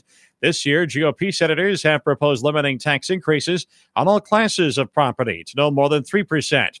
Nicole Crane is a lobbyist for the Iowa Association of Business and Industry. Commercial industrial property taxpayers continue to see a lot of increases. We're concerned about those increases. We really think that putting a cap on the local governments is a way to help control some of those increases that we've seen. And according to Matt Steinfeld of the Iowa Farm Bureau, property tax payments in Iowa have doubled since the year 2000. Total amount of property taxes collected this year will be over $5.75 billion. The growth of property taxes is outpacing the economy. It's outpacing Iowans' ability to pay. Brett Parker is the mayor of the city of Nevada and is also chairman of the Story County Republicans. He told Republican legislators their proposal may have unintended consequences. And ultimately, cities aren't created equally. We all have different challenges. We all have unique situations. And I think local officials are most in tune with the needs of our communities. We hear them. Republicans in the Iowa House have property tax plans that address any increase above 2%. Citizens would be able to petition for a referendum if a city council or county board of supervisors proposes increasing property taxes by more than 2%. Another adult beverage may be available for this summer's backyard barbecue, a canned cocktail. Iowa legislators have voted to raise the allowed alcohol content up to 15% for mixed drinks sold in a metal can. Representative Mike Sexton of Rockwell City says the bill allows canned cocktails to be sold and served in places where beer is now sold. We are allowing another product into the state of Iowa. It's going to help businesses. It's going to help the beer wholesalers as they see their market shift and as we get ready for this next generation of canned alcohol. And Sexton says market research in Europe and Australia shows more and more consumers are choosing canned cocktails there that have an even higher alcohol content than this bill would allow. I wonder if I could get a Crown and Coke. Well, we certainly can't under this bill that we're doing today, but in the next generation of canned cocktails, very likely we will. And those canned cocktails will definitely have to fall under the classification of spirits. That will require another rewrite of Iowa laws on alcohol beverages. The House approved the new rules on Thursday that will let beer wholesalers sell canned cocktails with up to 15% alcohol content. The Iowa Senate endorsed the move in mid-March, so now the bill goes to the governor for her consideration. That's a look at local news. From the newsroom, I'm Bob Fisher reporting. Here's the AM 1400 KVFD weatherology forecast. Bright sunshine expected this afternoon with highs around 63. Northerly winds 8 to 15 miles per hour. Lows around 38. Tonight, clear skies and quiet. Ample sunshine expected tomorrow. Highs around 77. Partly cloudy Sunday with highs in the upper 70s. Chance for scattered rain showers Monday. From the Weatherology Weather Center, I'm meteorologist Jennifer Wojcicki. Currently, it's 62. Ham is an Easter dinner favorite. Hi, I'm Julie Harker with Healthy Living on Brownfield. Consumer Communications Director Pamela Johnson with the National Pork Board tells us how it came to be. Before there was refrigeration, and that's where the tradition, I guess, of ham at Easter is where the pork is harvested in the fall and then is laid up for cure during those winter months, and it's during that time that naturally it does create the product we know as ham, and then it was always ready in the spring around Easter time, and so that's why it became known as a great Easter meal. Ham comes from the leg of the pig and is cured, that is preserved, and has a smoky flavor. Country ham is cured with a dry rub and is saltier than city ham, which is cured in liquid. Johnson says ham has a lot of nutritional value. Only 145 calories and just a little over 5 grams of fat. Okay, well, let's talk about its nutritional benefits. It's definitely a good source of protein, isn't it? Absolutely. That serving is about 21 grams of protein. So, yeah, it's very protein dense. She says it is also a significant source of vitamins B1 and B12. Leftover ham can be refrigerated for up to a week. Cubed ham does better for freezing than sliced ham, which can dry out. Ham can be warmed in the oven or prepared on the grill. For recipes, go to porkbeinspired.com. I'm Julie Harker with Healthy Living on Brownfield.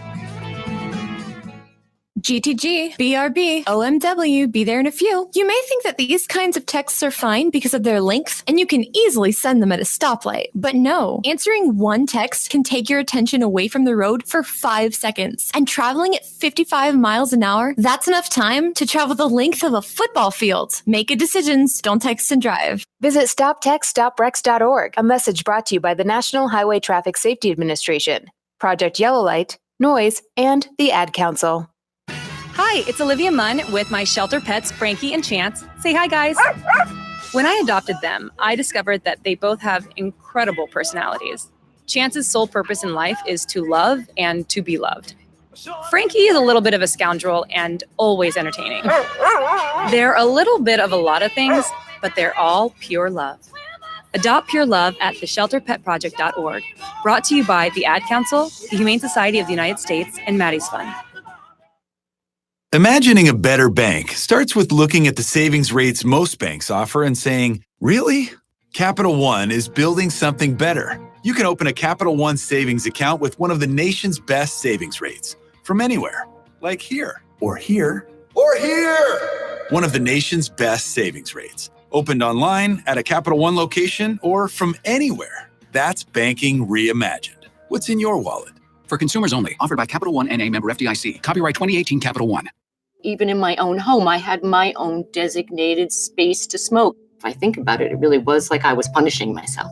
A friend of mine said, why wouldn't you just try the Juul? And so I went out and I bought one. The idea of going back to smoking, I couldn't even imagine doing that. I don't think anyone, including myself, thought that I could switch. Carolyn made the switch October 2016. Make the switch at JUUL.com. Warning, this product contains nicotine. Nicotine is an addictive chemical. When severe weather threatens, keep it here for the Severe Weather Advisor. Brought to you by Creative Signs and Graphics Fort Dodge. For signs, decals, vehicle graphics, magnets, logos, customized documents, and more. If your business needs it, Creative Signs and Graphics can make it. And a stitch above the rest embroidery, Fort Dodge. Step out in style with quality brands, timely turnaround, and professional service. A stitch above the rest. Embroidery professionals worth finding. Remember, when severe weather threatens, stay with your friends on KVFD. If you don't listen to him, you suck. He's sneaky, but he's right. Michael Devine at AM 1400 KVFD. Crazy never takes a day off here, does it? This is not vengeance. No, not vengeance. Punishment.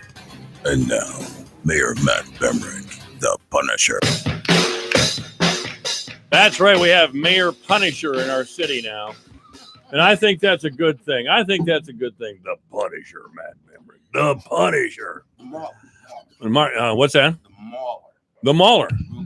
Matt the Mauler Bemrick. Matt the Mauler. Get your mic over there. Yeah, well, you got your microphones all screwed up over there. Matt the Both Mauler of you. Bemrick. All right, Senator Tim Kreinbrink and future Governor Ira Shivers are in the room here with us. And I had no idea that Tim and Ira Shivers had quite a history going back to Tim's days as a teacher. Mm-hmm. It would have been back when I was probably 25 years old. Well, that was a long time. 25, so I'm 60.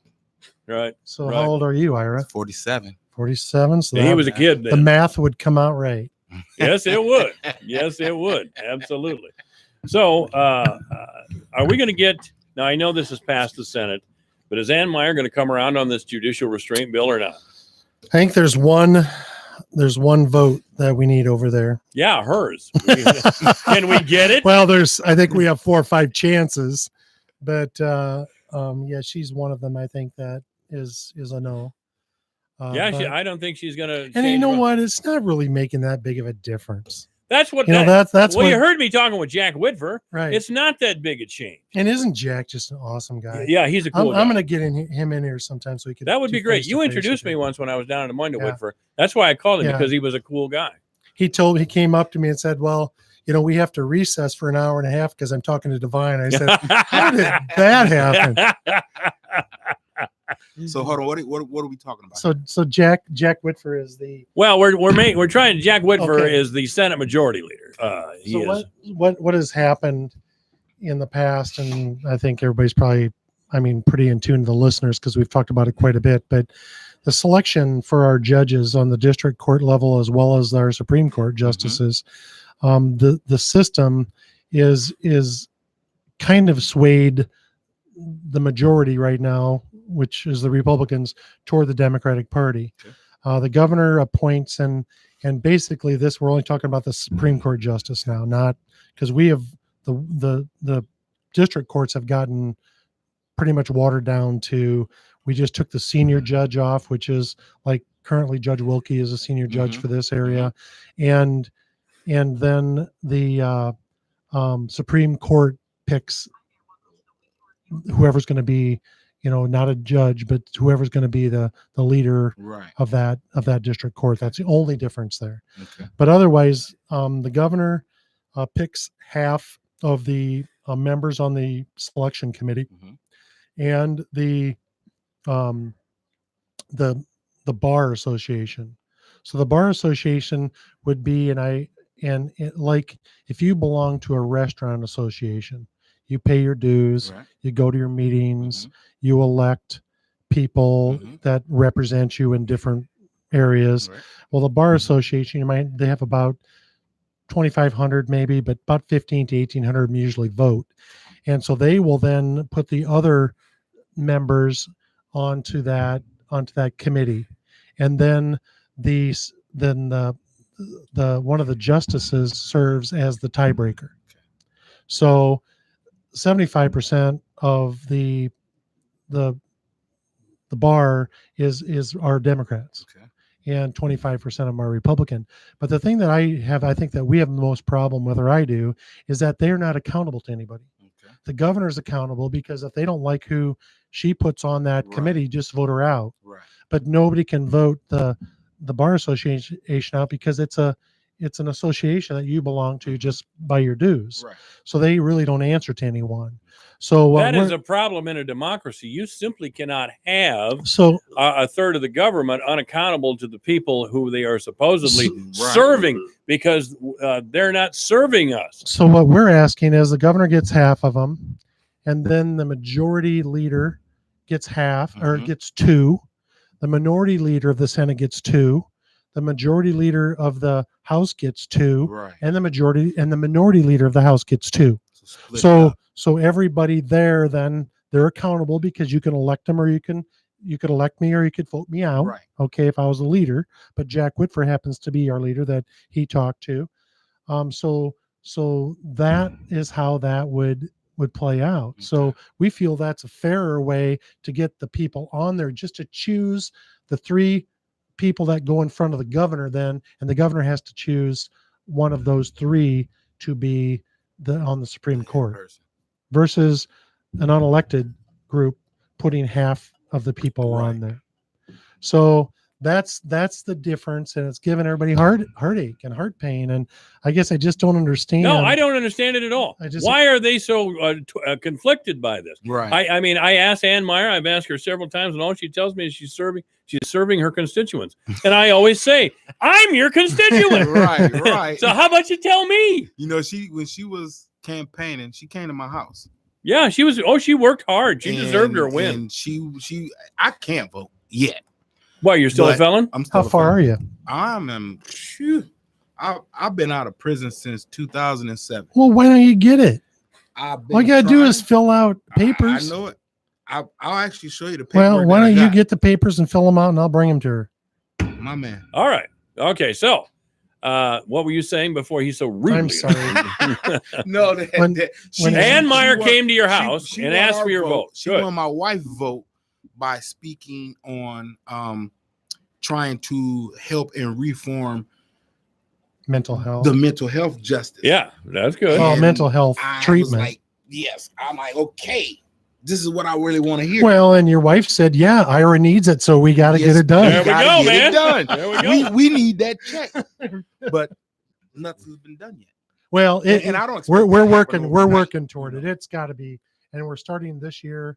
We're starting to fund the schools to get teachers trained to identify it, and then we're also putting funding in there to actually have help into the schools as far as therapy is concerned. Gotcha. So we're moving on it, but the adult stuff, I think we need more access in our community. Yeah, we do. And that's something that takes money.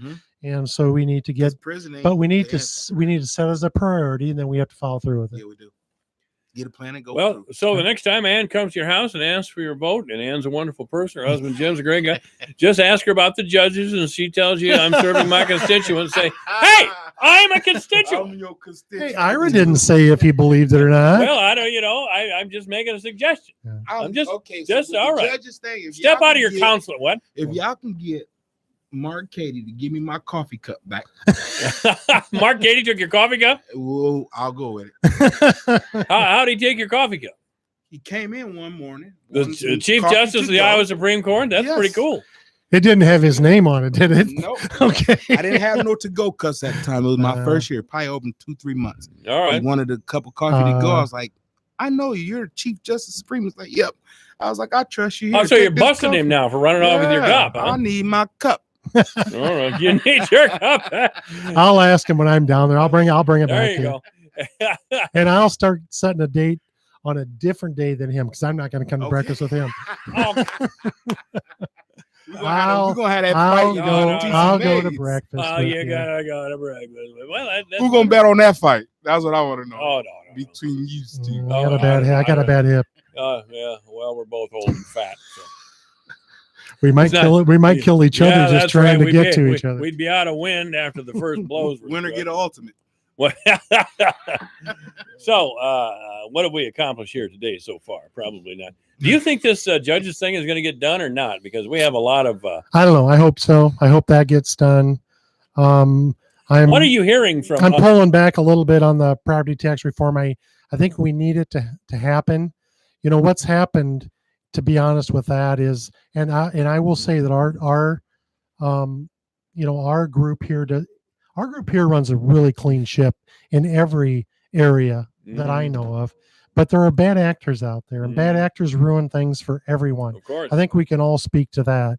But what happens is there are some areas that have gotten a 30-some% increase in their values of their homes, and they don't change the levy, so their property taxes go up 30-some%, and they should lower the levy. You know, when Explain that that happens. now. The levy is what? The levy is the rate that they charge per $1,000 of value of your home.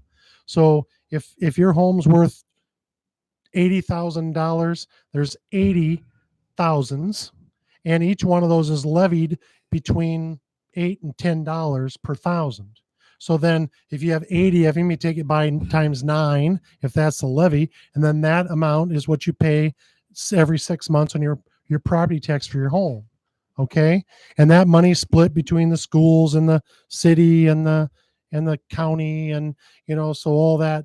So now if your house went from 80 to 100 and they leave the levy the same at $9, your property tax just went up 20% because your value went up 20%, and they didn't change the levy. Okay. So what this property tax thing does, it only allows property taxes to go up 2 to 3% a year. If it has to go higher than that, then they are going to have all three of us vote if we are in favor. Right. Well, like Mark Campbell said this morning in our meeting, that and all of them echoed, it costs money to run a vote also. So you can't just go around and tell people to raise their hand if you're driving down the street. You have to have polls, you have to have poll workers, you have, all these things. So it does cost money as well to have votes. But a lot of areas have runaway property taxes that there's people out there that are on fixed incomes. They are paying their property taxes. If their value goes up by 15% and their levy isn't lowered, their taxes of their house just went up 15%. Where do they get this money? Because they're on a fixed income. Any increase they get on Social Security has to go usually to Medicare. On their Medicare costs are raising. So, there are some problems out there that we have to address. But what I learned this morning by having a dialogue with the people that it's going to affect, have concerns, and they voice those to me, and I'm going to take them back, and I'm going to get some answers. All right. By the way, if you really want to do something today, the YWCA Blackhawk County invites you to join them as part of a national initiative and celebrate our community's rich cultural diversity by taking a stand against racism. This year, the YWCA Blackhawk County is taking a stand against racism by selling yard signs. This could do it. This could solve the problem. AM 1400 KVFD, good afternoon. You're on the air. Yes, good afternoon. Senator, can you tell me what the status is in the House Ways and Means Committee of the special truck license bill? I tell you, Scrappy, I was looking this for you isn't today. Scrappy. This isn't Scrappy. No, Oh, I'm no. sorry. Sorry about that, Dean. He actually thought you were Scrappy. Oh, is this Dean? Oh, hi, Dean. Yeah. All right. So are they trying to hose you guys too? Go ahead, Dan. Go ahead, Jim. It's going to happen. Monday, it's going to be run out of committee, and then it's ready. So, Okay. I just Thursday, your lobbyist came up to me and I said, "That's not done yet." And so I went and talked to Feenstra, and then he directed me to Senator Bain. He's the one that's running it. He says we'll do it on Monday. So, Okay. we're going to get her done this year, Dean. Okay. All right. Thank you, Dean. Yep. Thanks. All right. By the way, the sign, the YWCA in Black Hawk County, what it says is, no matter where you're from, we're glad you're here. We're glad you're our neighbor. Racism problem solved in the United States, ladies Mike, and gentlemen. first Yes, of sir. all, I want you on the air to apologize for Dean for thinking he was Scrappy. I apologize. Dean. That is the Dean, that I is the apologize. lowest slam you could slam anybody. I don't do a drive-by on me later. Don't drive by there, Dean. Yeah, don't do it. I apologize sincerely. I apologize to all your relatives and your ancestors and all your cows, all of them, every single one of them. By the way, Donald Trump announced today that he is going to identify as female, so he has become the first female president. Boom, done. There you go, liberals. That's another thing you don't get because Trump has outfoxed you once again and become the first female president. And if he shows up in a dress, do not make fun of him or laugh or snicker at him at all, or you will be transphobic. Gosh, I love this. I'm having such a good time Is today. that a real word, transphobic? Transphobic. Yeah, well, no, it's not. It's not anymore. It's not any more real than homophobic or any other phobias that have been created in the last 10 or 15 years to shut conversation down.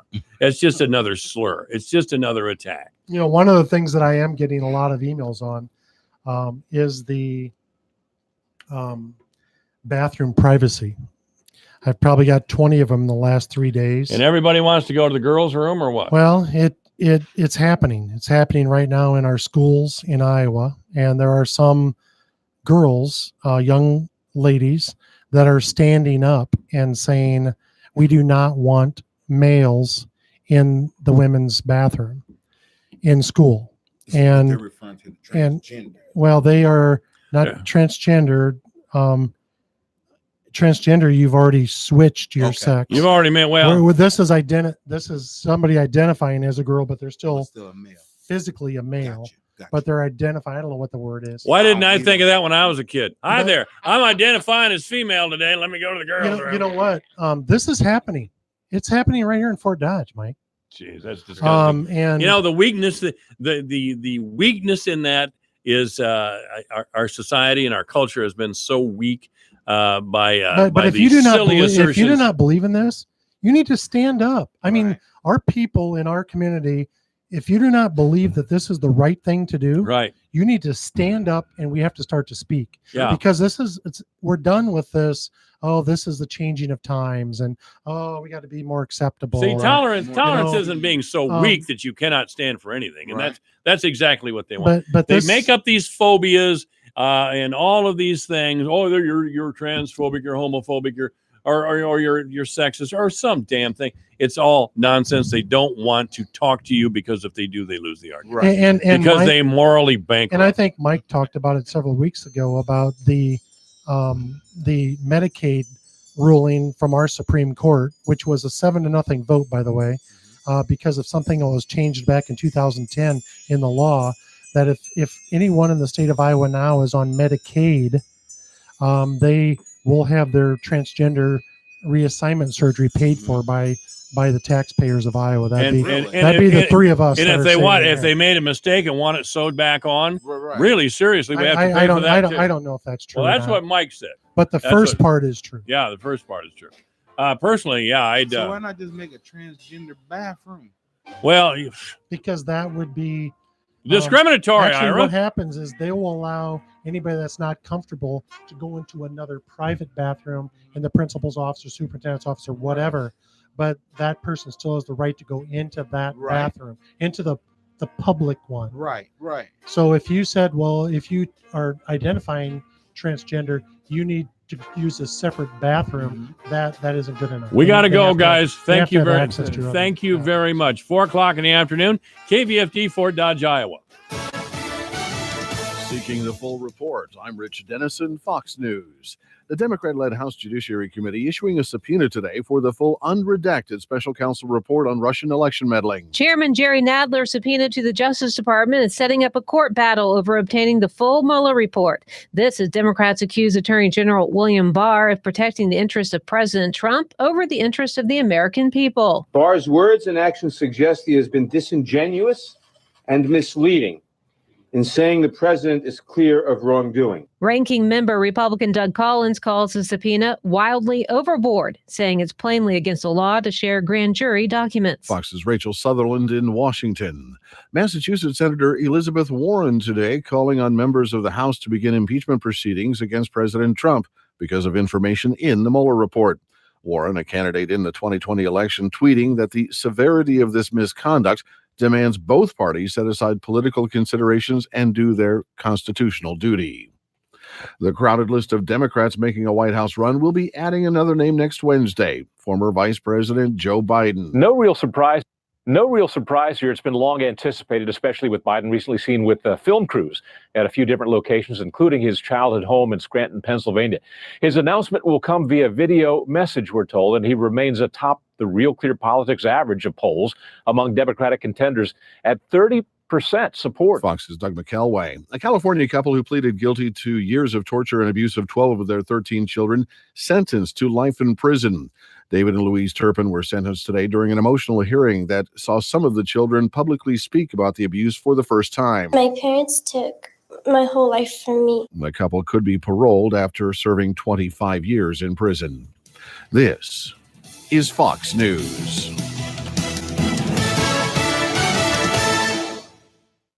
This is what Flo from Progressive sounds like in one of our many hilarious commercials. Hi, did you know that you can get a quote on your motorcycle insurance in under 3 minutes at Progressive.com? And did you know that saying hi makes even bad news sound good? Hi, you have high cholesterol. Hi, you're fine. And this is what that same commercial sounds like on your motorcycle. Hi, there's no more pain. Yeah, even our commercials sound better on a bike. And with basic policy starting at $75 a year, Progressive helps keep you on yours. Quote today at Progressive.com. Progressive Casualty Insurance Company and affiliates. Annual premium for basic liability policy not available in all states. Hey guys, good news. The expensive little blue pill is now generic, which means you can get the prescription medication to treat ED at affordable prices. And now get your first month supply for just $5 at 4hims.com/happy. Hims connects you with real doctors online who can prescribe the medication, and a pharmacy sends it right to your door. So easy. To get your first order for just $5, you need to go to 4hims.com/happy. That's 4hims.com/happy. Prescription products require an online physician consultation and are only available if the physician determines a prescription is appropriate. See website for full details. Our group is using an addictive drug to regain power in the Middle East. 18 years ago, the Taliban were defeated on the battlefield. Now they are back in control of more than half the country and welcomed by some who see the Afghan government as corrupt and powerless. Another reason the Taliban is back is opium. 90% of the world's heroin comes from Afghanistan, and most of the opium is grown in Taliban-controlled territory. The Taliban's cut is estimated to be more than $200 million a year. Opium is the engine that is driving the Taliban's return. In Kabul, Afghanistan, Steve Harrigan, Fox News. Dozens of protesters gathered in Bangladesh's capital today to demand justice for an 18-year-old woman who died after being set on fire for refusing to drop sexual harassment charges against her Islamic school's principal. Before she died, Nizurat Shahan Rafi told her family she was lured to the roof of her school, doused with kerosene and set ablaze after refusing to withdraw the charges. She died a few days later. A journalist is shot and killed during rioting in Northern Ireland. Police are describing the death of Lyra McKee as a terrorist murder. We believe it's been carried out by violent Republicans. Assistant Chief Constable Mark Hamilton saying the reporter was killed when rioting broke out after police raids on houses in the city of Londonderry, also known as Derry. These acts of violence are bringing nothing to this city. All they're doing is bringing misery. Police say their raids were aimed at preventing militant attacks over the Easter weekend. This amid an increase in tensions in Northern Ireland. In London, Simon Owen, Fox News. Fiat Chrysler recalling more than 300,000 vehicles in North America because a transmission problem could cause them to roll away unexpectedly. That recall covers Dodge Dart compact cars from 2013 through 2016 with 6-speed automatic transmissions. I'm Rich Dennison, and this is Fox News.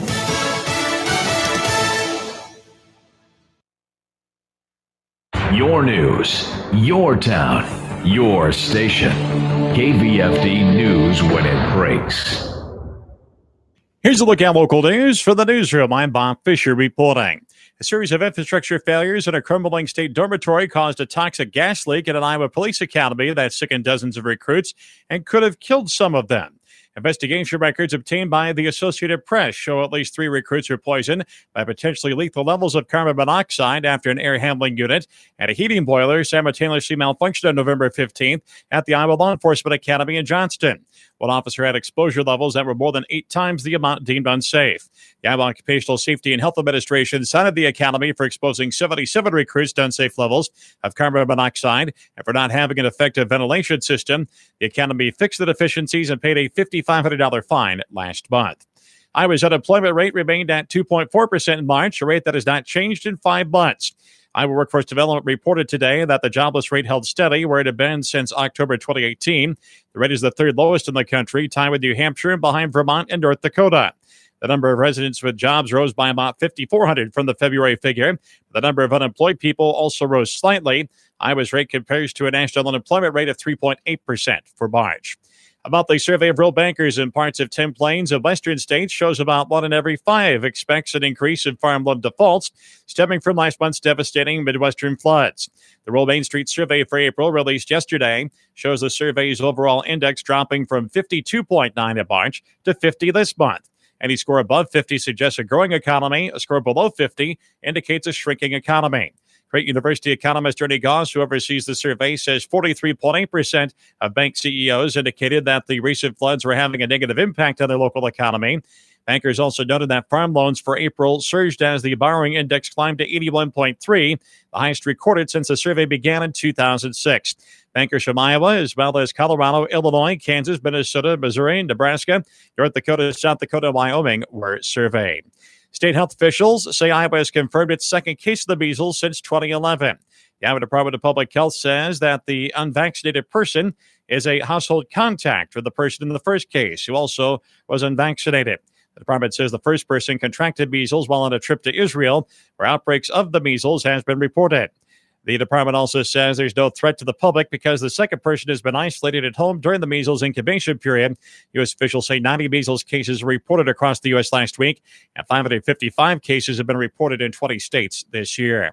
Republicans in the House and the Senate have drafted bills they say will slow down the growth of property taxes in Iowa. 6 years ago, Iowa lawmakers cut commercial and industrial property taxes by 10%. This year, GOP senators have proposed limiting tax increases on all classes of property to no more than 3%. Nicole Crane is a lobbyist for the Iowa Association of Business and Industry. Commercial industrial property taxpayers continue to see a lot of increases. We're concerned about those increases. We really think that putting a cap on the local governments is a way to help control some of those increases that we've seen. And according to Matt Steinfeld of the Iowa Farm Bureau, property tax payments in Iowa have doubled since the year 2000. Total amount of property taxes collected this year will be over $5.75 billion. The growth of property taxes is outpacing the economy. It's outpacing Iowans' ability to pay. Brett Parker is the mayor of the city of Nevada and is also chairman of the Story County Republicans. He told Republican legislators their proposal may have unintended consequences. And ultimately, cities aren't created equally. We all have different challenges. We all have unique situations. And I think local officials are most in tune with the needs of our communities. We hear them.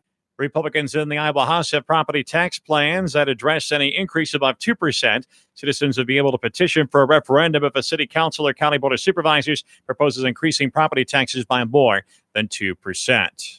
Another adult beverage may be available for this summer's backyard barbecue, a canned cocktail.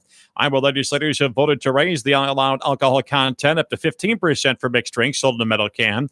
Representative Mike Sexton of Rockwell City says the bill allows canned cocktails to be sold and served in places where beer is now sold. We are allowing another product into the state of Iowa. It's going to help businesses. It's going to help the beer wholesalers as they see their market shift and as we get ready for this next generation of canned alcohol. And Sexton says market research in Europe and Australia shows more and more consumers are choosing canned cocktails there that have an even higher alcohol content than this bill would allow. I wonder if I could get a Crown and Coke. Well, we certainly can't under this bill that we're doing today, but in the next generation of canned cocktails, very likely we will. And those canned cocktails will definitely have to fall under the classification of spirits. That will require another rewrite of Iowa laws on alcohol beverages. The House approved the new rules on Thursday that will let beer wholesalers sell canned cocktails with up to 15% alcohol content. The Iowa Senate endorsed the move in mid-March, so now the bill goes to the governor for her consideration. That's a look at local news. From the newsroom, I'm Bob Fisher reporting. Here's the AM 1400 KVFD weatherology forecast. Bright sunshine expected this afternoon with highs around 63. Northerly winds 8 to 15 miles per hour. Lows around 38. Tonight, clear skies and quiet. Ample sunshine expected tomorrow. Highs around 77. Partly cloudy Sunday with highs in the upper 70s. Chance for scattered rain showers Monday. From the Weatherology Weather Center, I'm meteorologist Jennifer Wojcicki. Currently, it's 62. Hi, I'm Jamie Brundage, owner of Historic Bruce Funeral Home. When you're planning the memorialization of your loved one, you're telling their story and sharing special memories with your family and friends. At Historic Bruce Funeral Home, we're proud to help you celebrate the life of your loved one, and we're here to guide you with your selections as we help you and your family say goodbye in a way that's right for you. Our staff is committed to compassionate care and attention to detail. Historic Bruce Funeral Home, Fort Dodge. Online at brucesfuneralhome.com.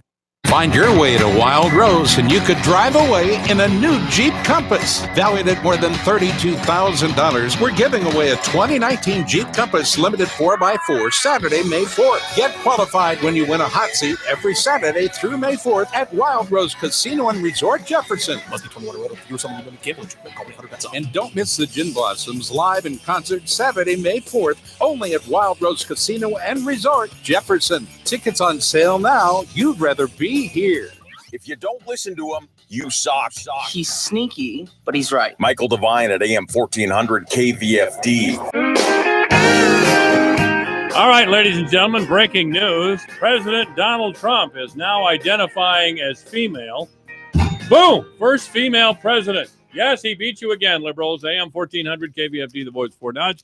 This is our sports hour, sports talk hour.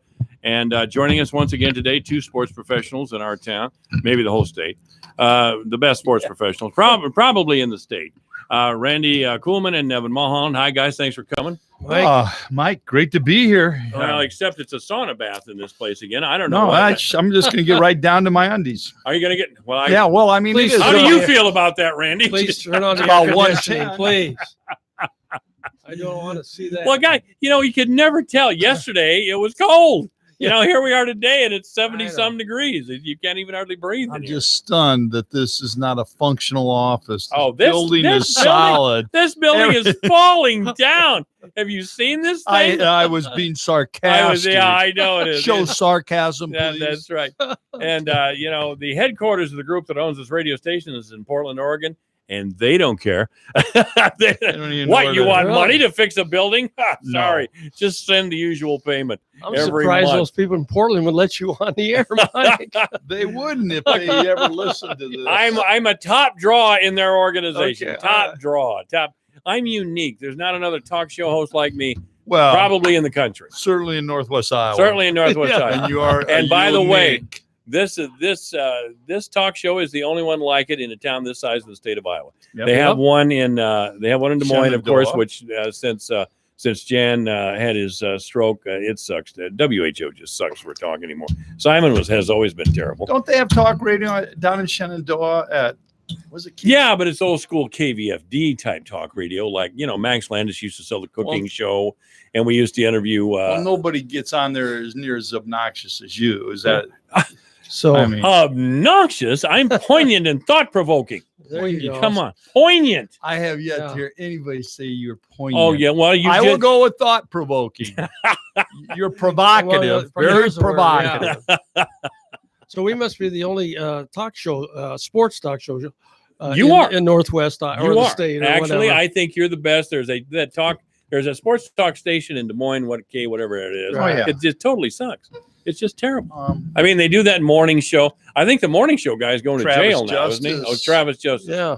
Oh, but they had that other guy, the mouth of the Midwest or whatever. God, Marty. Oh, he's going to be in prison. Isn't he? He's going to be in the can for a while, right? Yeah, he's going to be in the camp for a long time, I Well, think. And just, Yeah.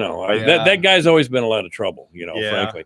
He got fired from another station down there because he left the microphone on and chewed somebody out in the studio and dropped the F-bomb 14 times. They and both got fired. Yeah, they both got But fired. it was the guy that died in the flood. Oh, Larry Cotler? Larry Cotler. Oh, okay. It was Marty and Larry. All right. Yeah. And, Now I remember that. Yeah. all hell broke loose. And how'd that guy? Yeah, Larry Cotler actually was a professional. Though. Oh, he That's was. too bad that he got caught up in that. Flood. I mean, now Marty was a little bit like you, very provocative, and but no, he had been fired at multiple stations down there and How on did- the East Coast. How did that all happen now with he died in a flood? How did that work? He out? got into his car and was driving home from the Wells Fargo Arena. Yeah.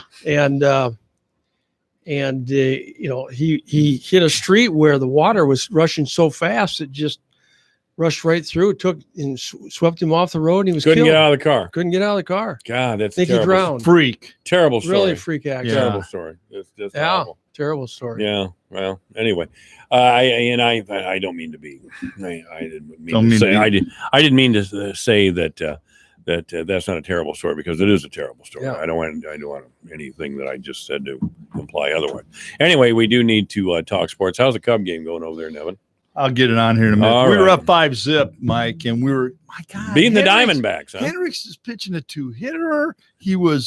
All of a sudden, this pitching is looking encouraging. Well, that Cole Hamels, man, he's smoking. I mean, he was a great pickup. You, Darvish, I'm still concerned. Oh, I am too. Oh, man, Can't all the throw strikes. He can't. You know, Jeez. and all the money the way I don't know why we paid that. I know you. I didn't like it. I would have kept Arrieta. I did say Oh, that. definitely. Darvish just grabs me and did when he pitched for the Dodgers in the World Series is very weak. Yes, psychologically Mentally, weak. Yes.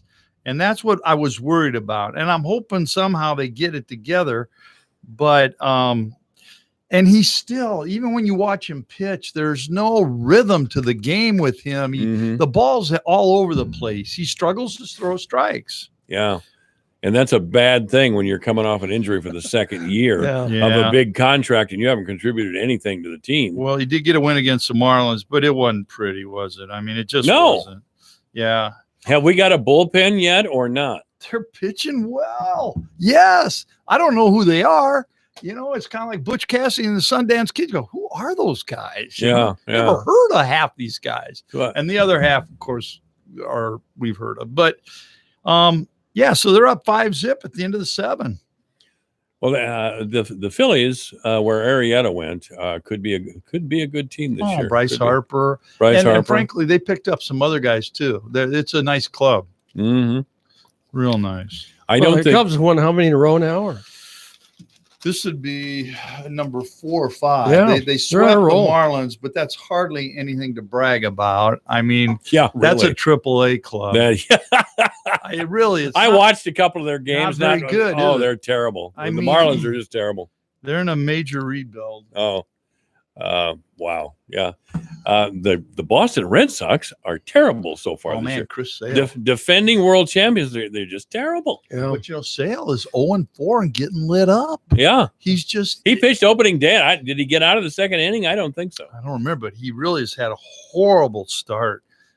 And he doesn't mince his words. He doesn't try to say, well, it's been too hot, it's been too cold. I mean, he just is, frankly, I suck. I got to figure this out. I got to get better. I'm the problem here. I'm one of the problems. Well, good for him for Yeah. manning up anyway. He But, does.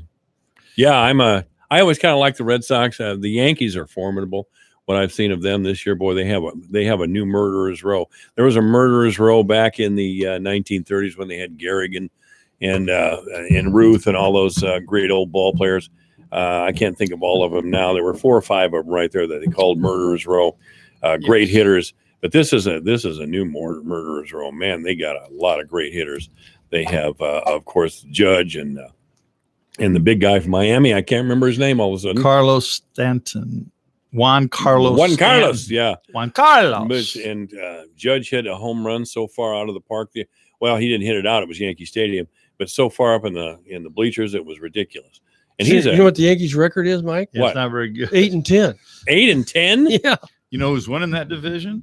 Who? Yeah. How about the Tampa Bay? They got the best record in the NFL. I mean, the Major Tampa League Baseball. Bay's pitching 14 has and been 4. phenomenal. Somebody tell me a player from the Tampa Bay Rays. Snell. He's a pitcher. All right. I think he just cut his toe. He's really good. Really, really good. I know that, but yeah. Tell me a player from the. Well, you don't follow baseball that much, right? I don't follow Tampa Bay. No, I don't follow Tampa Bay at all. I don't follow them at all. Anyway, this is the sports show. 515-955-1400. Yeah, I just got the text, Giancarlo Stanton. Yeah, it just went out of my head. But and I thought they were. Frankly, I thought they had better stats than that. But they're going to be trouble this year. I'll tell you, they're going to be trouble. We're still shaking it out. Boston will come back. They're too solid a team. They have pretty much the same team they had last year. So they'll come back. I really am kind of wondering about the Phillies, and I haven't followed Arrieta since he's been over there. Do you know anything about him since he's been over in Philadelphia? I mean, I haven't. He struggled a little bit. He's been okay though. He's streetable. But I don't know how this year is going. But he struggled a little bit last year. But he was a lot better than you, Darvish was. I can tell you that. Yeah, I suppose. Was that a money deal? Is that why he left? Or what? Age and money and years of contract. Yeah, and they decided to go a different direction and go with Darvish and pay him a ton as opposed to paying a lot of money to Arrieta for too many years. Yep. Yeah, Arrieta was already in his mid-30s. I mean, and he's probably in his late 30s now, as I recall. But yeah, Phils are in first place. Yeah, in their division. Yeah. So, I guess I'm going to have to get MLB.com because I don't see a lot of games on my cable television. I see the Twins all the time. Yeah, and I like to see the Twins. I do. I tune in every now and then. And I've been up to that's the one Major League Baseball stadium I've been to. I don't know how many times. The new one? Not the new one, but I've been up there many, many times. Back when Kirby Puckett was playing there. Have you been to the new one? I have not been. I don't believe I've been to the new one. They say it's beautiful. It is. I bet it is. It's interesting because it's on a very small footprint. So it's kind of quaint, but it goes straight up. So it's a great place to watch a game. You're close to the field. And it's very easy to get in and out of. So I took my son to his first baseball game up there. And they were playing Oakland, and they had Storm Davis on the mound, and McGuire and Canseco. And McGuire hit 2 home runs. Canseco hit 1. And Kirby Puckett, the great Twins player, hit another one out. So it was a great first game. Is that in the dome? Yeah, that was in the old dome. Yeah, that was. So, Mike. Yes, sir. You know who's leading the National League Central? The National League Central. Hold it. The Brewers. No. They're tied. With the Pirates. Yeah, the Pirates. The Pirates. Yep. Yeah. So here's another text from a listener. Who's going to sign Dallas Keuchel and Craig Kimbrell? Nobody. No, I mean, it's crazy. Those two guys are still out there. Yeah. They're going to have to really swallow or choke down a much lesser package than what they wanted. They're not getting the picture here. We're into the season now, and nobody's offered them a contract. I don't know if that's poor sports representation by the region. No. You don't think? What do you mean? No. Well, they're not playing. They have no contract. Right. But I think they're swinging for the fences. Well, everybody swings for the fences. Yeah. But you've got to, and I don't know if they're taking their lead from their agent, who's telling them just to hang tight. I can't say, but, Kimbrell,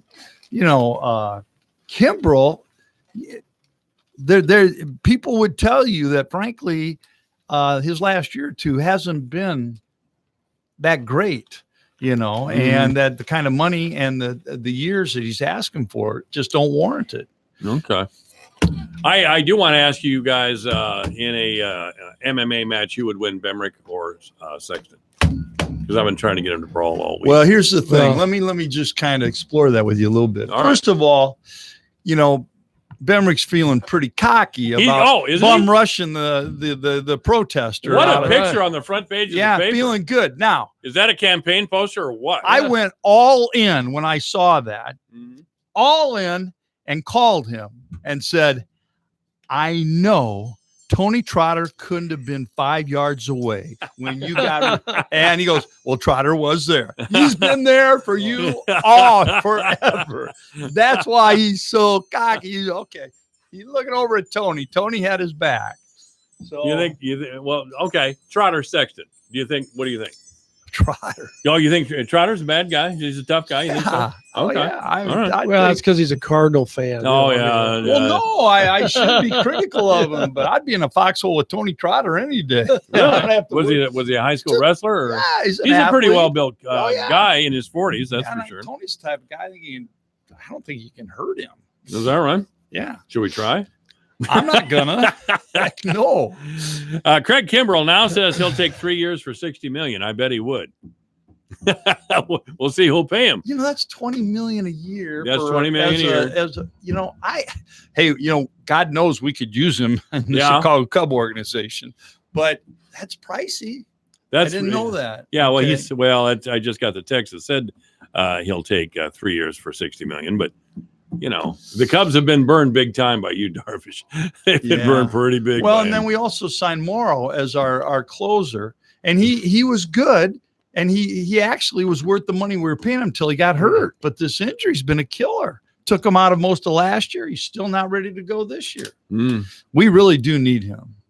By the way, another text, Scrappy will probably win because he'll fight dirty, which is a good point. Actually, it's a good point. He'll bring Becky. And I'm not betting against Scrappy. I didn't pick anybody. That's right. I don't need him hunting me down. Okay. Okay. The NBA playoffs are in full swing. I watched a little bit of the Celtics last night, and the Celtics look tough. I haven't followed, I don't follow NBA basketball that much. We just came off the big March Madness, and I followed as much of that as I could. I had a couple of all-day Saturday sessions watching college basketball. But the Celtics look pretty good, but I'm still picking the Rockets. I'm going the Rockets. That's a good pick. Did you pick them from the get-go? They're playing about as good as anybody right now. Yeah. They really are. I'll give you that. And, the Celts are playing much better than they had played. And you know what? For some reason, they're a real matchup problem for the Pacers. The Pacers just do not match up with those guys. I'm not sure why either. Yeah. But Celt and Kyrie's playing really well, Yeah. He has really got it. I've always kind of felt the Celts were kind of taking the season off and waiting for the playoffs. Well, it kind of looks like it right now because they're playing their best basketball. Because they are, and they've got the talent, but they were always underperforming all year long, and it was just they kind of look disinterested and now that the playoffs are here, they're looks like they're it took a while too for Gordon Hayward. Really, he's just getting it going in the last month, maybe if that. And he's playing so much better. But it's funny you watch him play the Pacers. It's kind of ugly basketball because the Pacers will D you up and play physical, but the Celtics have they do enough to win those games. Yeah. I listen to a lot of sports talk shows, especially on TV in the morning. I'm moving around the house getting stuff done, and I have a couple of different sports talk shows I listen to. Here was the actual topic this morning. Will Zion Williamson go in the first round? Will he go in the first round? That's what I thought. First round? Well, first pick. First pick. Yeah. And I'm thinking to myself, what a dumb topic. Who wouldn't pick this guy? No, there has been some talk, though, that Barrett, his teammate, is a worthy number one. But that's probably from other sports talk shows who are trying to stir up some something to talk about. Because if you don't pick Williamson in the first round, I'd have to say you're out of your mind. Yeah, I mean, he's a freak. Dynamic, exactly. But he's a spark plug, and he's a terrific player. He is, and he's a great athlete. He's got the wingspan, all that. But at 6'7", they probably look at him as maybe a 3. And then they're probably wondering, is he really going to be a real good 3? I don't know. And can he shoot? Yeah, I mean, can he shoot the mid-range jumper? He comes and goes, or even the 3. Sometimes you get all caught up in a guy like Zion. Because he's so dynamic. He's so exciting. and he's still going to be a good ball player. However you shake the trees. I mean, Oh, yeah. no doubt about it. Just even if he can't shoot. Yeah. Yeah. I just think that he's so big and strong. Dare I say King Kong, I'll be kicked off the air for 22 weeks like poor Dolphin. But he is so big and so strong. He may be, the height thing may be a problem, but he can stand up. And I watched him stand up against some very tall competitors, and he got the job done. Oh my God, he's got like flubber on his shoes. I've never seen a guy that big jump that high. Well, that's what I'm saying. Yeah. I mean, crazy. 285, you know. Yeah, I mean, 285. huge. And very strong, and he's got a great. He plays basketball. You know, I don't know if he plays a position as much as he just plays basketball. He's just out there all the time. Yep. Anyway, Nevin Mulholland and Randy Coolman are here. We are talking sports. You can join the program by calling 515-955-1400. Michael Devine at AM 1400 KVFD. Listen to this. Making radio great again. It's 4:30. Hi, I'm Leah from the Domestic Sexual Assault Outreach Center. I'd like to thank each and every one of you for supporting our 24th annual cake auction. We received lots of delicious cakes, and we paired them with hundreds of auction items. Those who attended our annual cake auction were able to purchase thousands of dollars worth of items, and we are so grateful for that. It's the kindness of others in our community that make it possible for DSOC to continue providing free and confidential services to victims and survivors of abuse. Thanks again for helping to make our annual cake auction a huge success. Frontier Days 2019 salutes Fort Dodge's sesquicentennial May 31st, June 1st, and 2nd. Help the Frontier Days Committee celebrate the 150th birthday of Fort Dodge by becoming a volunteer. If you're over 18, Frontier Days... Sure, April showers might bring you Mayflowers, but they also bring you huge savings at Humboldt Motor Sales. Hurry in now and take $9,000 off the 2019 Chevy Silverado. It's yours for just $25,640. Drive away in the 2019 Equinox and save over $6,400. It's all yours for just $42,820. April showers bring great deals right now at Humboldt Motor Sales. Open Monday through Friday, 8 till 5:30, Saturday, 8 till 3, and anytime by appointment. Online at HumboldtMotors.com. With battery power made by Steel, your tools are as charged up to work as you are. And during Steel Dealer Days, get $30 off the FSA 56 battery trimmer with the purchase of the BGA 56 battery blower set. Save on battery power made by Steel now during Dealer Days. Visit SteelDealers.com. Offer valid through 6/30/2019 at participating dealers while supplies last. Not available in all markets. See dealer for details. All right, this is AM 1400 KVFD, the voice for Dodge 432. We're going to take a break from sports talk just for a minute to talk about something important in our town. And what's important to me anyway is steak fries. We got the home builders coming up. We probably have the Lions doing their steak fry soon enough. But we have the Marine Corps League that's coming up. And here's Dave McGoy from the Marine Corps League. Hoorah, Dave. Loud and motivating, Mike. That's right. Loud and motivated. Here we are. Outstanding. Okay. So the Marine Corps League steak fry is when? April 28th, a week, just over a week from today. So all right. We'll be at the VFW. We're going to go from 4:30 to 7:30. Oh, that's Sunday. Great. Yep. Great. Oh. Great Sunday evening meal. That'll be terrific. And the way things are going, we should have awesome weather for it. Yeah, so looks like it. Looks like it. So, well, Nevin Mulholland just bought a ticket. Just bought a ticket. buying, everybody ought to be buying. Everybody ought to be buying. So I could stick around for a while if we're going to have people come by. So, I was a recruiter. I could make things happen. I know you can. Yeah. So if somebody wanted to buy a ticket or two or three or a dozen to the Marine Corps League steak dinner, how could they do it? They can contact me at 227-2809 or stop by the VFW. There's tickets for sale there, or also at Papa Murphy's with Melanie Hennings. Okay. All right. Are you putting your number out there? Or yeah. Well, you don't have to. Well, just don't tell Crystal.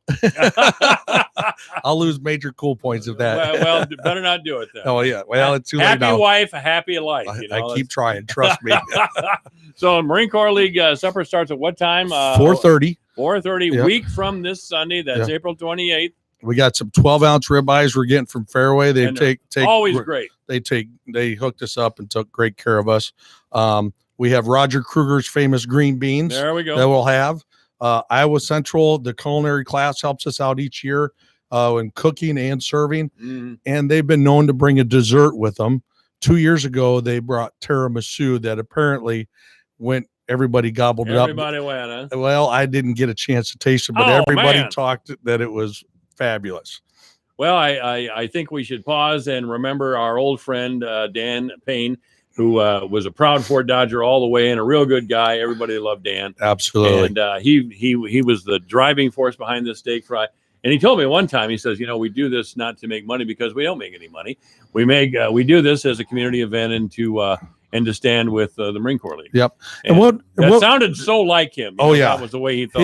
He was a better recruiter than I was. So, and I thought I was pretty good. A solid guy. But we do raise money. We help raise money for scholarships for Marine dependents. We also have money that we're going to be raising for the honor flight. We have 2 sets of Adirondack chairs that have been custom painted out at the prison that will be silent auctioning them off. All the proceeds from that goes to the honor flight, because Ron has been a big supporter of us and we're a big supporter of him. And then we'll probably look at some possible other veterans organizations that we can give to. All right. Dave McCoy is reminding us of the Marine Corps Steak Fry. A week from this Sunday, April 28th at the VFW. VFW, and you can get them where? You can contact me or at the VFW or Papa Murphy's. And how do we contact you, David? You can reach me at 227-2809. All right. Just for tickets. All right. Thanks a lot, Dave. Thank you, Mike. Appreciate it greatly. You bet. It's going to be sunny today with a high of 62. Overnight clear with a low of 40. Tomorrow, sunny with a high of, are you ready? 80 degrees tomorrow. On Sunday, sunny with a high of, 80 degrees. I said it, and I'm not taking it back. On Monday, a chance of rain, cloudy with a high of 63. Tuesday, sunny with a high of 61. Wednesday, sunny with a high of 68. And on Thursday, it'll be sunny with a high of 71.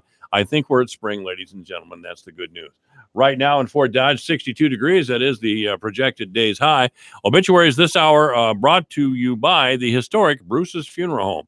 The historic Bruce's Funeral Home is at 923 First Avenue South in Fort Dodge. You may contact the historic Bruce's Funeral Home by calling 515-576-5117 or online at www.brucesfuneralhome.com.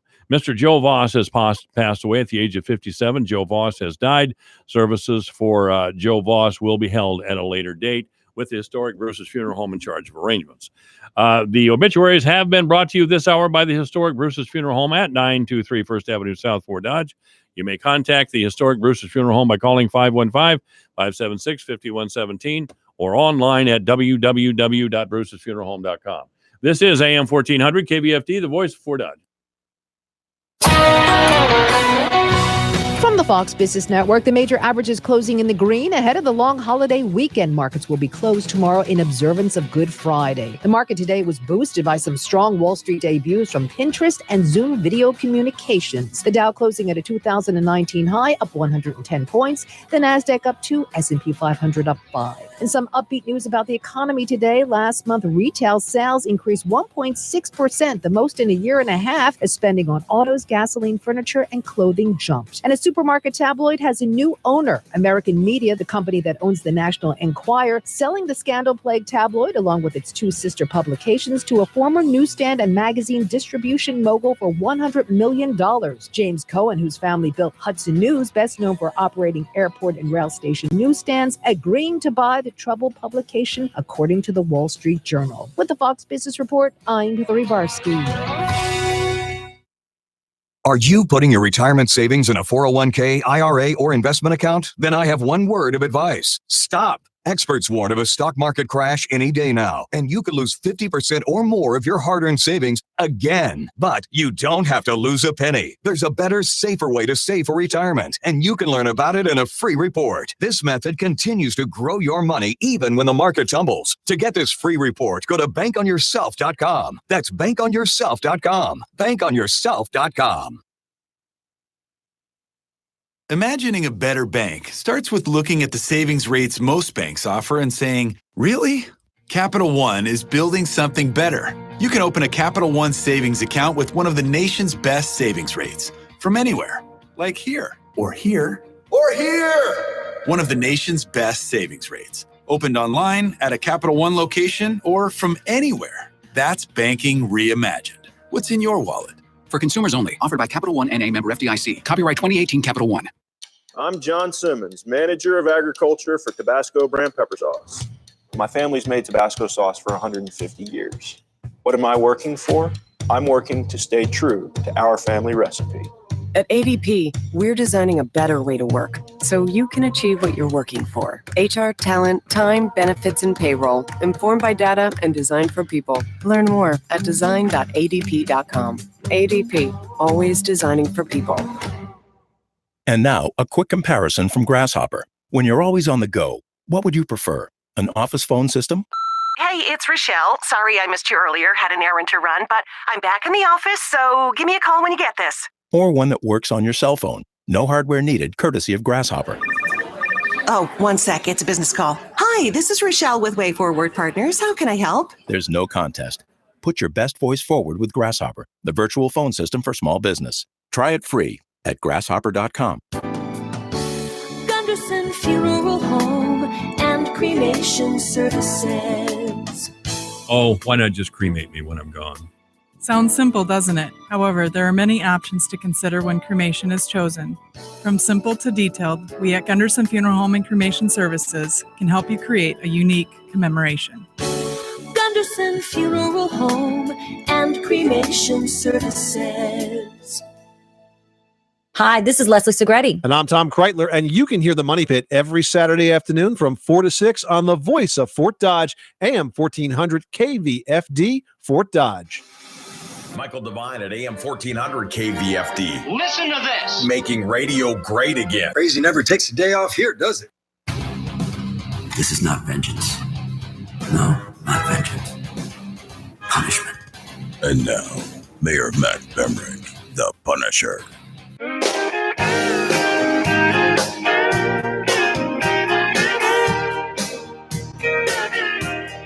Mayor Matt Bemrick, the Punisher. I like it. Your one-stop city official. He's mayor. He's in charge of budget enforcement. He'll throw Bouncer. people out of the room. Bouncer. Political bouncer. We don't need police department anymore. We have Matt Bemrick backed up by Tony Trotter. There we go, ladies and gentlemen. Absolutely. And so we're all good. Do we even need a city manager? I think Furyk's out. We got. You can do it all. That's right. That's right. Of course, we definitely need a city council. Oh yeah. Okay. So why are you growing a beard as it's getting warm out here now? I just did it. We were gone on vacation, I don't know, weeks ago, and I didn't shave, and I've never had a beard. You never had a beard? I had a mustache 100 years ago, but so anyway, that's why I grew it. All right. I'll probably cut it. You'll probably just cut it out. Well, I don't know. Give it a shot. You might look distinguished. Who knows? I think that's the look. Distinguished, not old. No matter what I do, I look like an old biker. I look like some old guy over in at the Top Hat all the time, trying to get down to the front row. Oh boy! Oh boy! So anyway, let's hear your predictions now. I went for the Houston Rockets to take the NBA championship. Let's go, guys. Now Nevin was right with Virginia. He always talked about Virginia. So come on, you can pull it out. Do. I hate to do this. But I feel like I got to go with the Warriors. Well, yeah, that's not a bad pick either. But I'm so sick of the Warriors. I know. The Warriors are like the Patriots. What again? I mean, but saying they that, were on 60 Minutes. But saying that, I think the Rockets can beat them. I think your pick is a nice pick. I do like that pick. I'll tell you, the Rockets think they can beat them. The Rockets are, okay, they're a good team, but we're a better team, and I really think they believe it in their heart. And James Harden is as good as anybody on the Golden State Warriors, with the possible exception, the possible exception of Durant. I'm a Durant fan. No, Harden right now is he's smoking, isn't no he? one can guard he's him. A handful. No one can guard him. No one can guard him.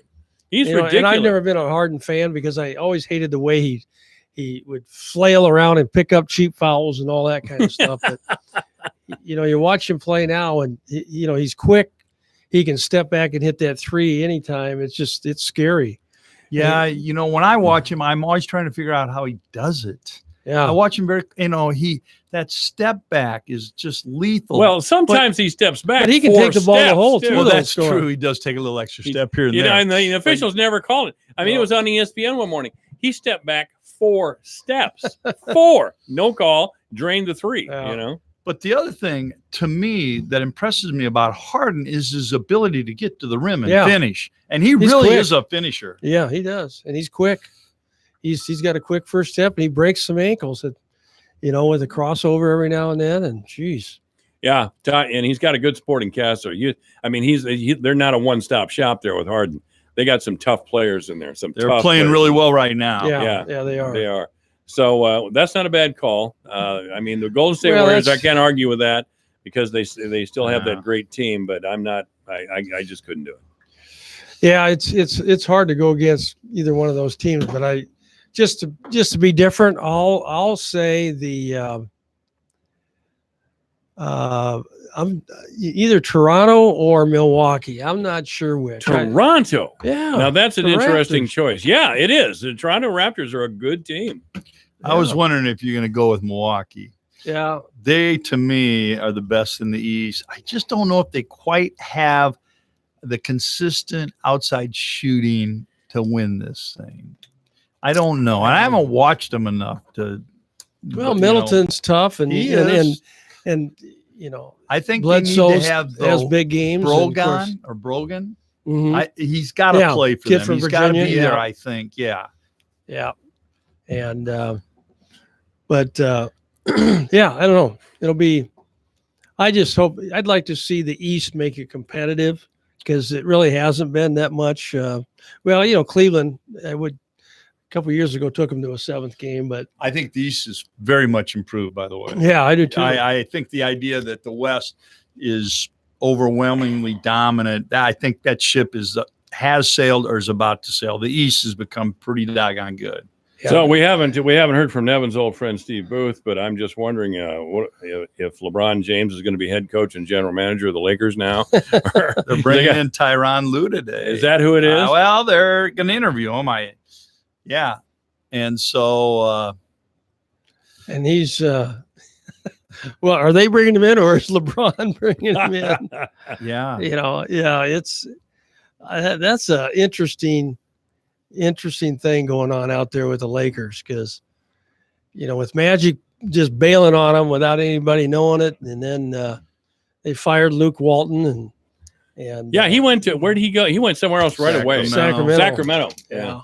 Yeah. Well, he'll have his hands full there. No. They're much improved, Mike. You know what? He's catching Sacramento at a real good time. It's a great situation for him. A lot of young talent.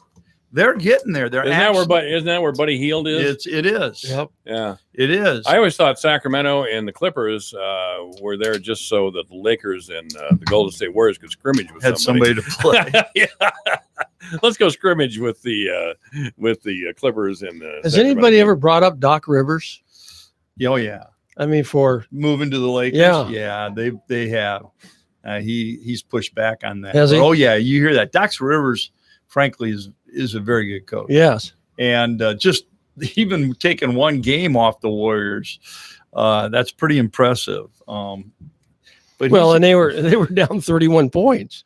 That was unbelievable. They were down 31 points and came back and beat Golden State at Golden State. Wow. 7 minutes and 30 seconds left in the third. They're down 31 and they win the game. What? And that's 31 points. That's why I'm not sold on the Warriors this year. I know. They just as much talent as they have, they've been inconsistent at times. Well, they don't. It seems like they were on 60 Minutes last week. I don't know if you guys saw that or not. I did. Yeah, what do you think of that? Well, it interview? seemed to me like this. I'm bringing this up because it seems like the Warriors, where there was visible separation. Now I know there are a bunch of superstars, zillionaire athletes, but it seemed like there were a couple of the players just, why am I here with these people? And I didn't mean the 60 Minutes people. It's like, of course, Durant's always that way, but. They all were. But they all seem like, why are we here? And why are we here? Why am I here with these? Why I see them enough? I see my teammates enough. Well, that's kind of what I picked They up. were all so, to me, worried about looking really cool, Real cool. and unengaged, and they're all What? slumping in their chairs, starting with Curry, by the way. Oh, Yeah. Curry was the worst. Very much the worst. And I was disappointed in the interview. I thought it would be very interesting. Boring. Well, Yeah. it was, they just like they're so impressed with each other, especially Durant and Curry. Now, Livingston and Iguodala really weren't like that. But golly, I was disappointed in those guys because I think Curry's generally speaking, is a good guy, good person, but he's getting awful full of himself. Yeah, he is, and it seems like the other players, again, they're getting tired of playing with each other. Maybe I'm reading way too much into it. I don't know. Well, you know they've had chemistry issues, and you got the whole Draymond Green thing. Draymond, my man. Which it was interesting. Draymond was not part of that interview, right? Which I thought was very telling. Mm-hmm. You know, another thing, Klay Thompson does that, but that's always been Klay Thompson too. But anyway, yeah, it was an interesting thing to see. Yeah, I don't think the interviewer. I don't think the CBS. I think CBS should have got somebody from the sports department. The interviewer was poor. I mean, he just was. I don't even know what. I can't think of a single real question he asked anybody. Yeah. And so they just kind of stood there and sat there and looked at him like, boy, you're a moron, you know, and we're kind of about half right, I think. They were a little bit right. But, I thought there was going to be something because it was 60 minutes, you know. Yeah, right. I was real disappointed in it. I was looking kind of forward to it, and it was, you know. But I'm sure you were watching because you wanted to see the interview with Nancy Pelosi. That's exactly what I wanted to see. Yeah. And every she reinforced every idea I ever had about it. Oh, yeah. What a softball kissy interview that was. God. That's what pretty interesting woman. I'll give her an interesting, very interesting woman. In what way? In all ways. Her understanding of the political process, especially in Washington, her ability to navigate all that. She's a pretty tough gal. That is not easy. Is this some kind of woman thing with you? No, I'm just impressed saying. because she knows the political process and can navigate. Well, you asked the question. Well, I know, but you could say you could say that about anybody. You know? No. Oh, there are a lot of them out there that can't. You know, it's like herding cats. She does a pretty good job herding cats. Yeah, she's done a good job with AOC. AOC and Ilhan Omar. Part of the challenge. Exactly. And the same thing can be said about the Republican right wing. How have they done handling that side of their party? Not very well. They kicked King out of every committee assignment he had. They had to. Why did they have to? Why do you think they had to, Mike? He was getting a little carried away. He was radioactive. Did you radioactive? Did you see that Branstad made a campaign contribution to Randy Feenstra? Don't worry, ladies and gentlemen, we're going to get back to talking sports. This is just a couple of funny things. I don't know.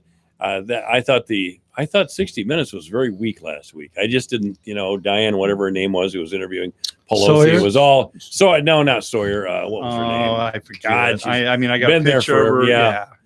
She just asked softball questions like how difficult it is to walk in heels or some stupid questions like that. That wasn't one of the that wasn't one of the questions I will candidly admit. But that's the type of question that she asked. I thought we were going Did she ask the question about why she has a wall around her house? No, she doesn't. Or would she like to have a couple of thousand illegals in her yard? That would love that. Anyway, did you getting back to basketball? Did you make your pick for the NBA championship? I'm going to go with the Bucks. I am. You're going with the Bucks. Yeah, I am. They're a small market team. They've had a great season, and so I want to see the East upset the West this year. So I'm going to go with them. Okay. They'll be an underdog, no question about it. But right. If they get there, they're formidable and they're well coached. They're well coached. Getting Budenhauser was a huge get for them. He gets it.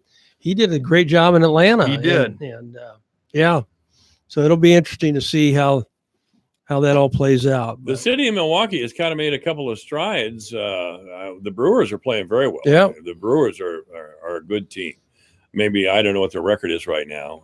Tied for first, aren't they? They are. That? Yeah, they're tied for first. But a couple games over 500. Yeah. They've come back to the pack. Okay. They can't play the Cardinals all the time.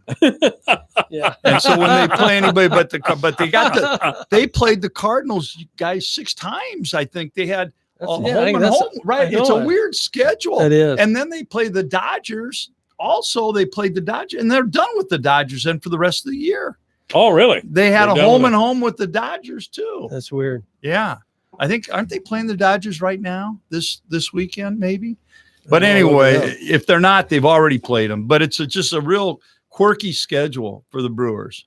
Many years ago, I was at and it was just a mistake. I was at the old Busch Stadium in St. Louis watching the ball game.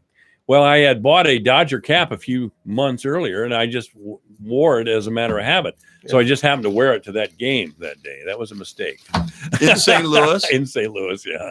That was Were they playing the Dodgers? No, they weren't. They were playing. No, I can't even remember. They're going out of their way to give you a hard time just because you got a Dodger hat. Well, there were some teenagers who'd had a couple of beers a few rows back. Yeah, they were giving me a little grief. You know how that. Well, you had the Cubs shirt on too, though, didn't you? No, I didn't. Okay. I just had a regular. That would get you in trouble. Just had a regular old shirt and then the Dodgers cap, and yeah, so funny. I was drawing too much attention to myself, so I imagine that. Yeah. Even without talking. That's really unusual for you. Okay. Okay. So, what are the weekend games? You got your phone working full time over there. No, I'm just checking stuff while you're. All right. What are you talking about? What other weekend games? Yeah, what other weekend ball games are we looking forward to, especially for the Cubs? Who did the Cubs play this weekend? Well, they're playing the Arizona, Diamondbacks. They yeah. got the Diamondbacks for the weekend, and they won today 5-1. Oh, they did. Yeah. Okay. So they're 500. You know, that's right. Well, after Are that the Diamondbacks start, any good? Yeah, Diamondbacks are decent. They won yesterday. Of course, you know they beat. They were somewhere, and they had to travel to Chicago last night, so a little bit of an advantage for the Cubs. Get them in an afternoon game.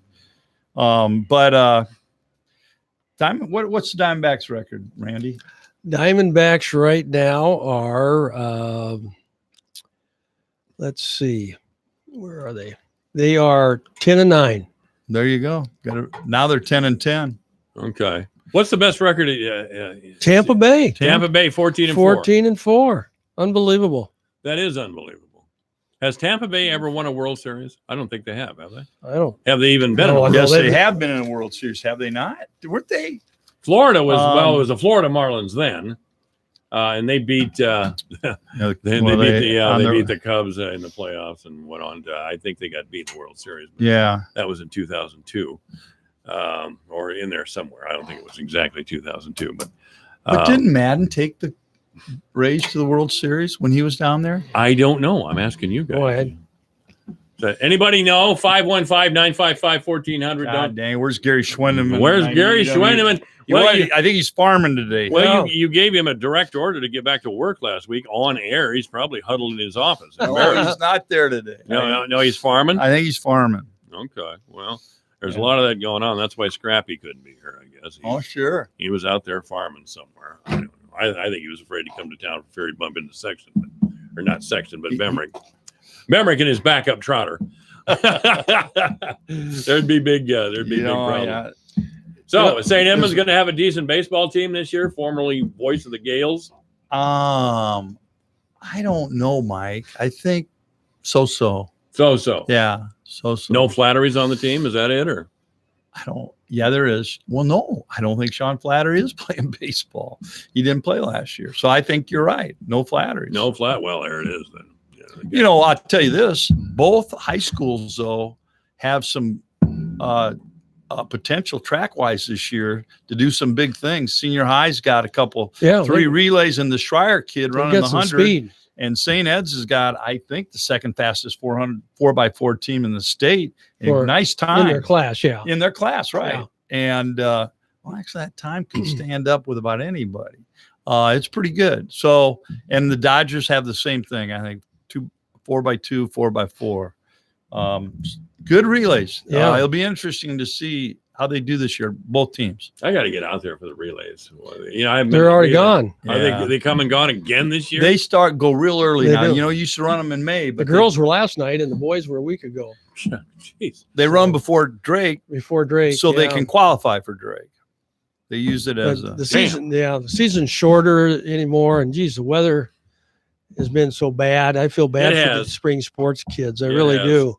Yeah. So is the Dodger baseball team going to be any good this year? Does anybody know? I don't know. I'm not sure either. I think they could be okay though. Yeah. I can't. Who do they have that would make them all right? I don't know. I can't get into personnel. I'm sorry. Well, the coach's son, Drake Miller, is he graduated? Is he out of sports now, or? He's a senior this year. Senior this year, isn't he a pretty good baseball player as well? Yeah, he is. Mm-hmm. I assume he'll be playing. He's going to Grandview to play football. Right. And I really thought a kid with that talent would go to a bigger school, but maybe that's what he wanted. That's obviously what they wanted. But well, if he was 6'4", I think he would have. But sometimes those schools look at your size and they do. Yeah, they do. All right. Nevin Mulholland, Randy Cranebrook. You keep saying that. Randy Coolman. Randy Coolman. I'm getting old, fellas. I better retire. I better retire, not Gosweiler. Anyway, thank you, guys. 5 o'clock, KVFD Fort Dodge.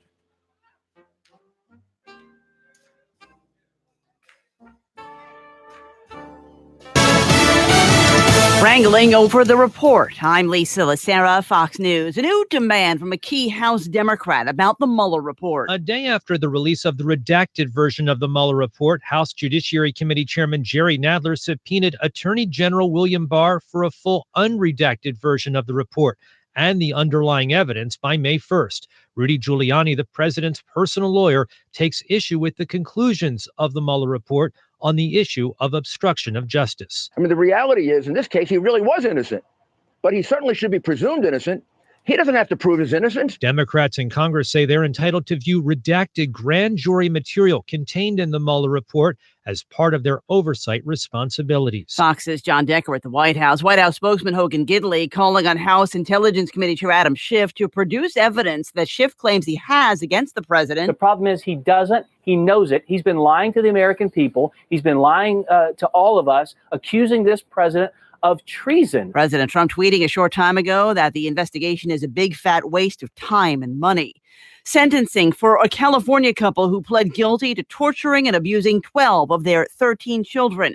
Fox's Jeff Bonasso has more live. Lisa, inside court in Riverside, California, some of David and Louise Turpin's 13 children cried as they recounted memories of torture. Such as my siblings being chained up or getting beaten. Life may have been bad, but it made me strong. I fought to become the person I am. Before their parents were sent away, each with a sentence of life in prison for years of abuse that ended last year when one of their daughters escaped their parents' California home and called 911.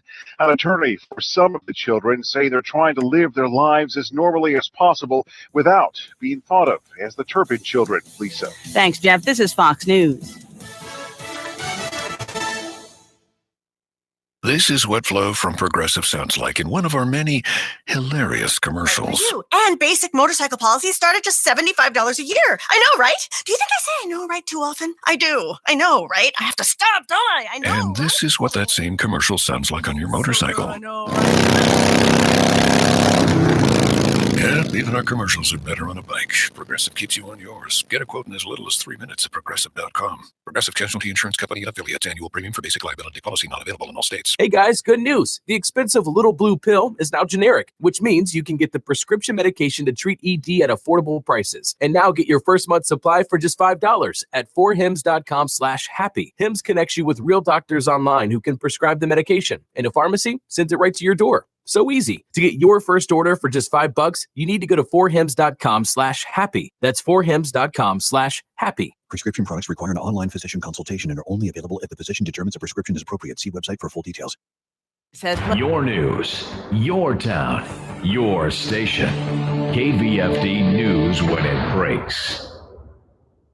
Here's a look at local news for the newsroom. I'm Bob Fisher reporting.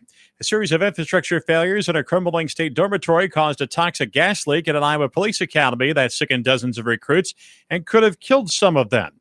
Investigation records obtained by the Associated Press show at least 3 recruits were poisoned by potentially lethal levels of carbon monoxide after an air handling unit and a heating boiler simultaneously malfunctioned on November 15th at the Iowa Law Enforcement Academy in Johnston. One officer had exposure levels that were more than 8 times the amount deemed unsafe. The Iowa Occupational Safety and Health Administration cited the academy for exposing 77 recruits to unsafe levels of carbon monoxide and for not having an effective ventilation system. The academy fixed the deficiencies and paid a $5,500 fine last month. Iowa's unemployment rate remained at 2.4% in March, a rate that has not changed in 5 months. Iowa Workforce Development reported today that the jobless rate held steady where it had been since October 2018. The rate is the 3rd lowest in the country, tied with New Hampshire and behind Vermont and North Dakota. The number of residents with jobs rose by about 5,400 from the February figure. The number of unemployed people also rose slightly. Iowa's rate compares to a national unemployment rate of 3.8% for March. A monthly survey of rural bankers in parts of 10 plains of western states shows about 1 in every 5 expects an increase in farm loan defaults stemming from last month's devastating Midwestern floods. The Rural Main Street survey for April, released yesterday, shows the survey's overall index dropping from 52.9 in March to 50 this month. Any score above 50 suggests a growing economy. A score below 50 indicates a shrinking economy. Creighton University economist Ernie Goss, who oversees the survey, says 43.8% of bank CEOs indicated that the recent floods were having a negative impact on their local economy. Bankers also noted that farm loans for April surged as the borrowing index climbed to 81.3, the highest recorded since the survey began in 2006. Bankers from Iowa, as well as Colorado, Illinois, Kansas, Minnesota, Missouri, Nebraska, North Dakota, South Dakota, and Wyoming were surveyed. State health officials say Iowa has confirmed its second case of the measles since 2011. The Iowa Department of Public Health says that the unvaccinated person is a household contact for the person in the first case, who also was unvaccinated. The department says the first person contracted measles while on a trip to Israel, where outbreaks of the measles has been reported. The department also says there's no threat to the public because the second person has been isolated at home during the measles incubation period. U.S. officials say 90 measles cases were reported across the U.S. last week, and 555 cases have been reported in 20 states this year. Republicans in the House and the Senate have drafted bills they say will slow down the growth of property taxes in Iowa. 6 years ago, Iowa lawmakers cut commercial and industrial property taxes by 10%. This year, GOP senators have proposed limiting tax increases on all classes of property to no more than 3%.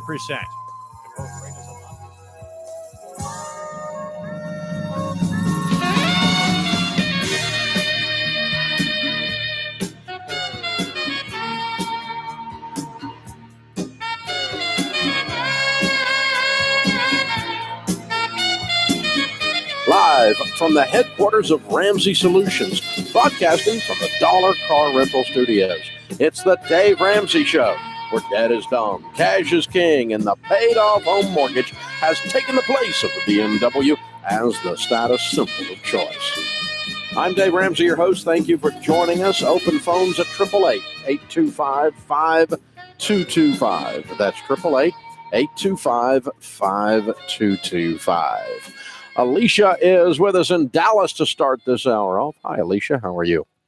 Hi, I'm doing okay. How are you? Better than I deserve. What's up? Good. Well, I have a question. This has been really on my mind, but I just bought a car. I paid cash for it, $5,000. But I'm wondering if I bought too much car and if I should just trade down into something cheaper, because it takes a lot of gas to run this one. And I guess I didn't realize that before I bought it. But I'm just wondering kind of which one would be better, if I should just keep the car or if I should just get something cheaper. $5,000. Right. What's your income? Well, I make $40,000. Mm-hmm. Okay. Well, $5,000 car paid cash for when you make 40 is not out of line. So it's not the price of the car that's the problem. Did you buy the wrong car? Well, maybe. So it's a V8. It's a LS 430.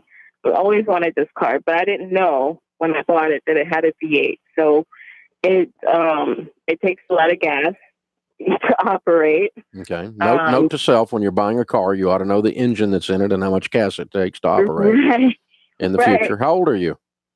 I am 30. Okay. Well, this is one of those lessons you learn. I'm driving this car a while.